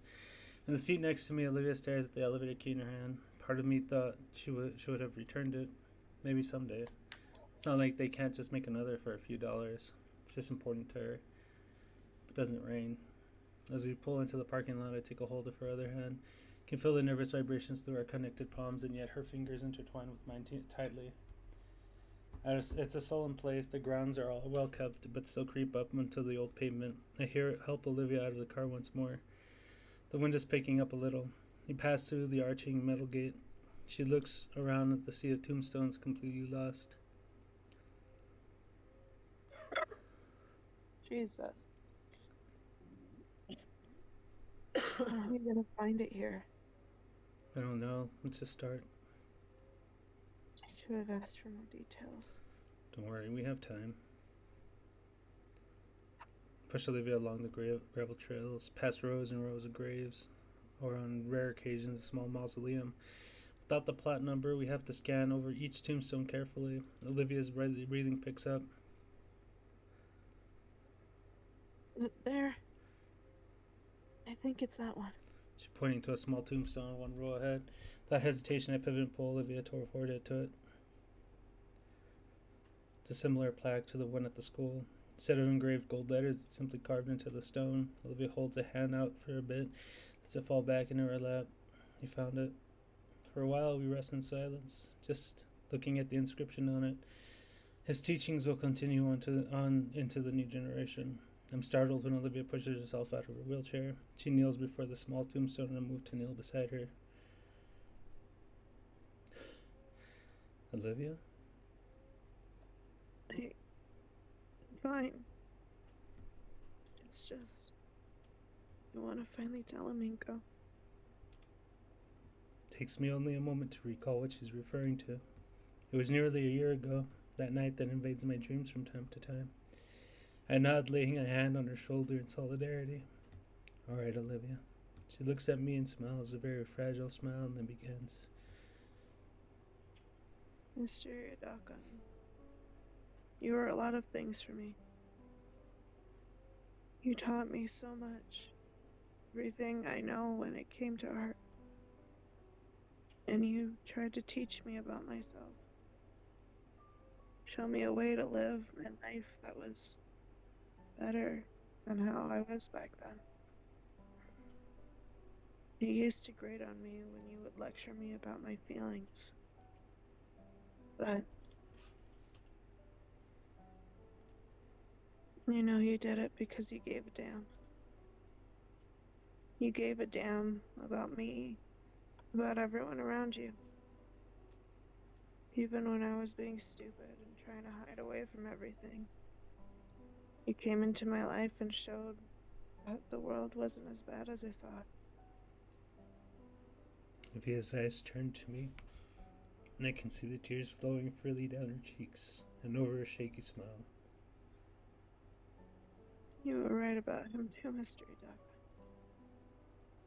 I'm grateful to have had you as a mentor. I promise to you and to everyone that I'll live my life unshackled by doubt and fear. Like you have always told me to. Thank you, Mr. Adaka. Olivia sits back. I hate to think of how all of that was weighing on her this whole time, but it's gone now. And thank you, Inga. I know it's been hard. You've done so much for me. I promise I'll get better. I promise there'll be someone worth it all. I shut my eyes and move in to hug Olivia. Thank you so much for giving me the time. I love you. I love you too, Olivia.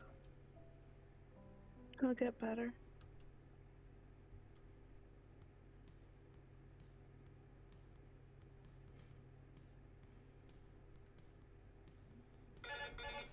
And that's time! We have to do the secret ending next time. Yeah. God damn it. It's okay. We'll do that and record something after. We'll do a stream of something. I don't know.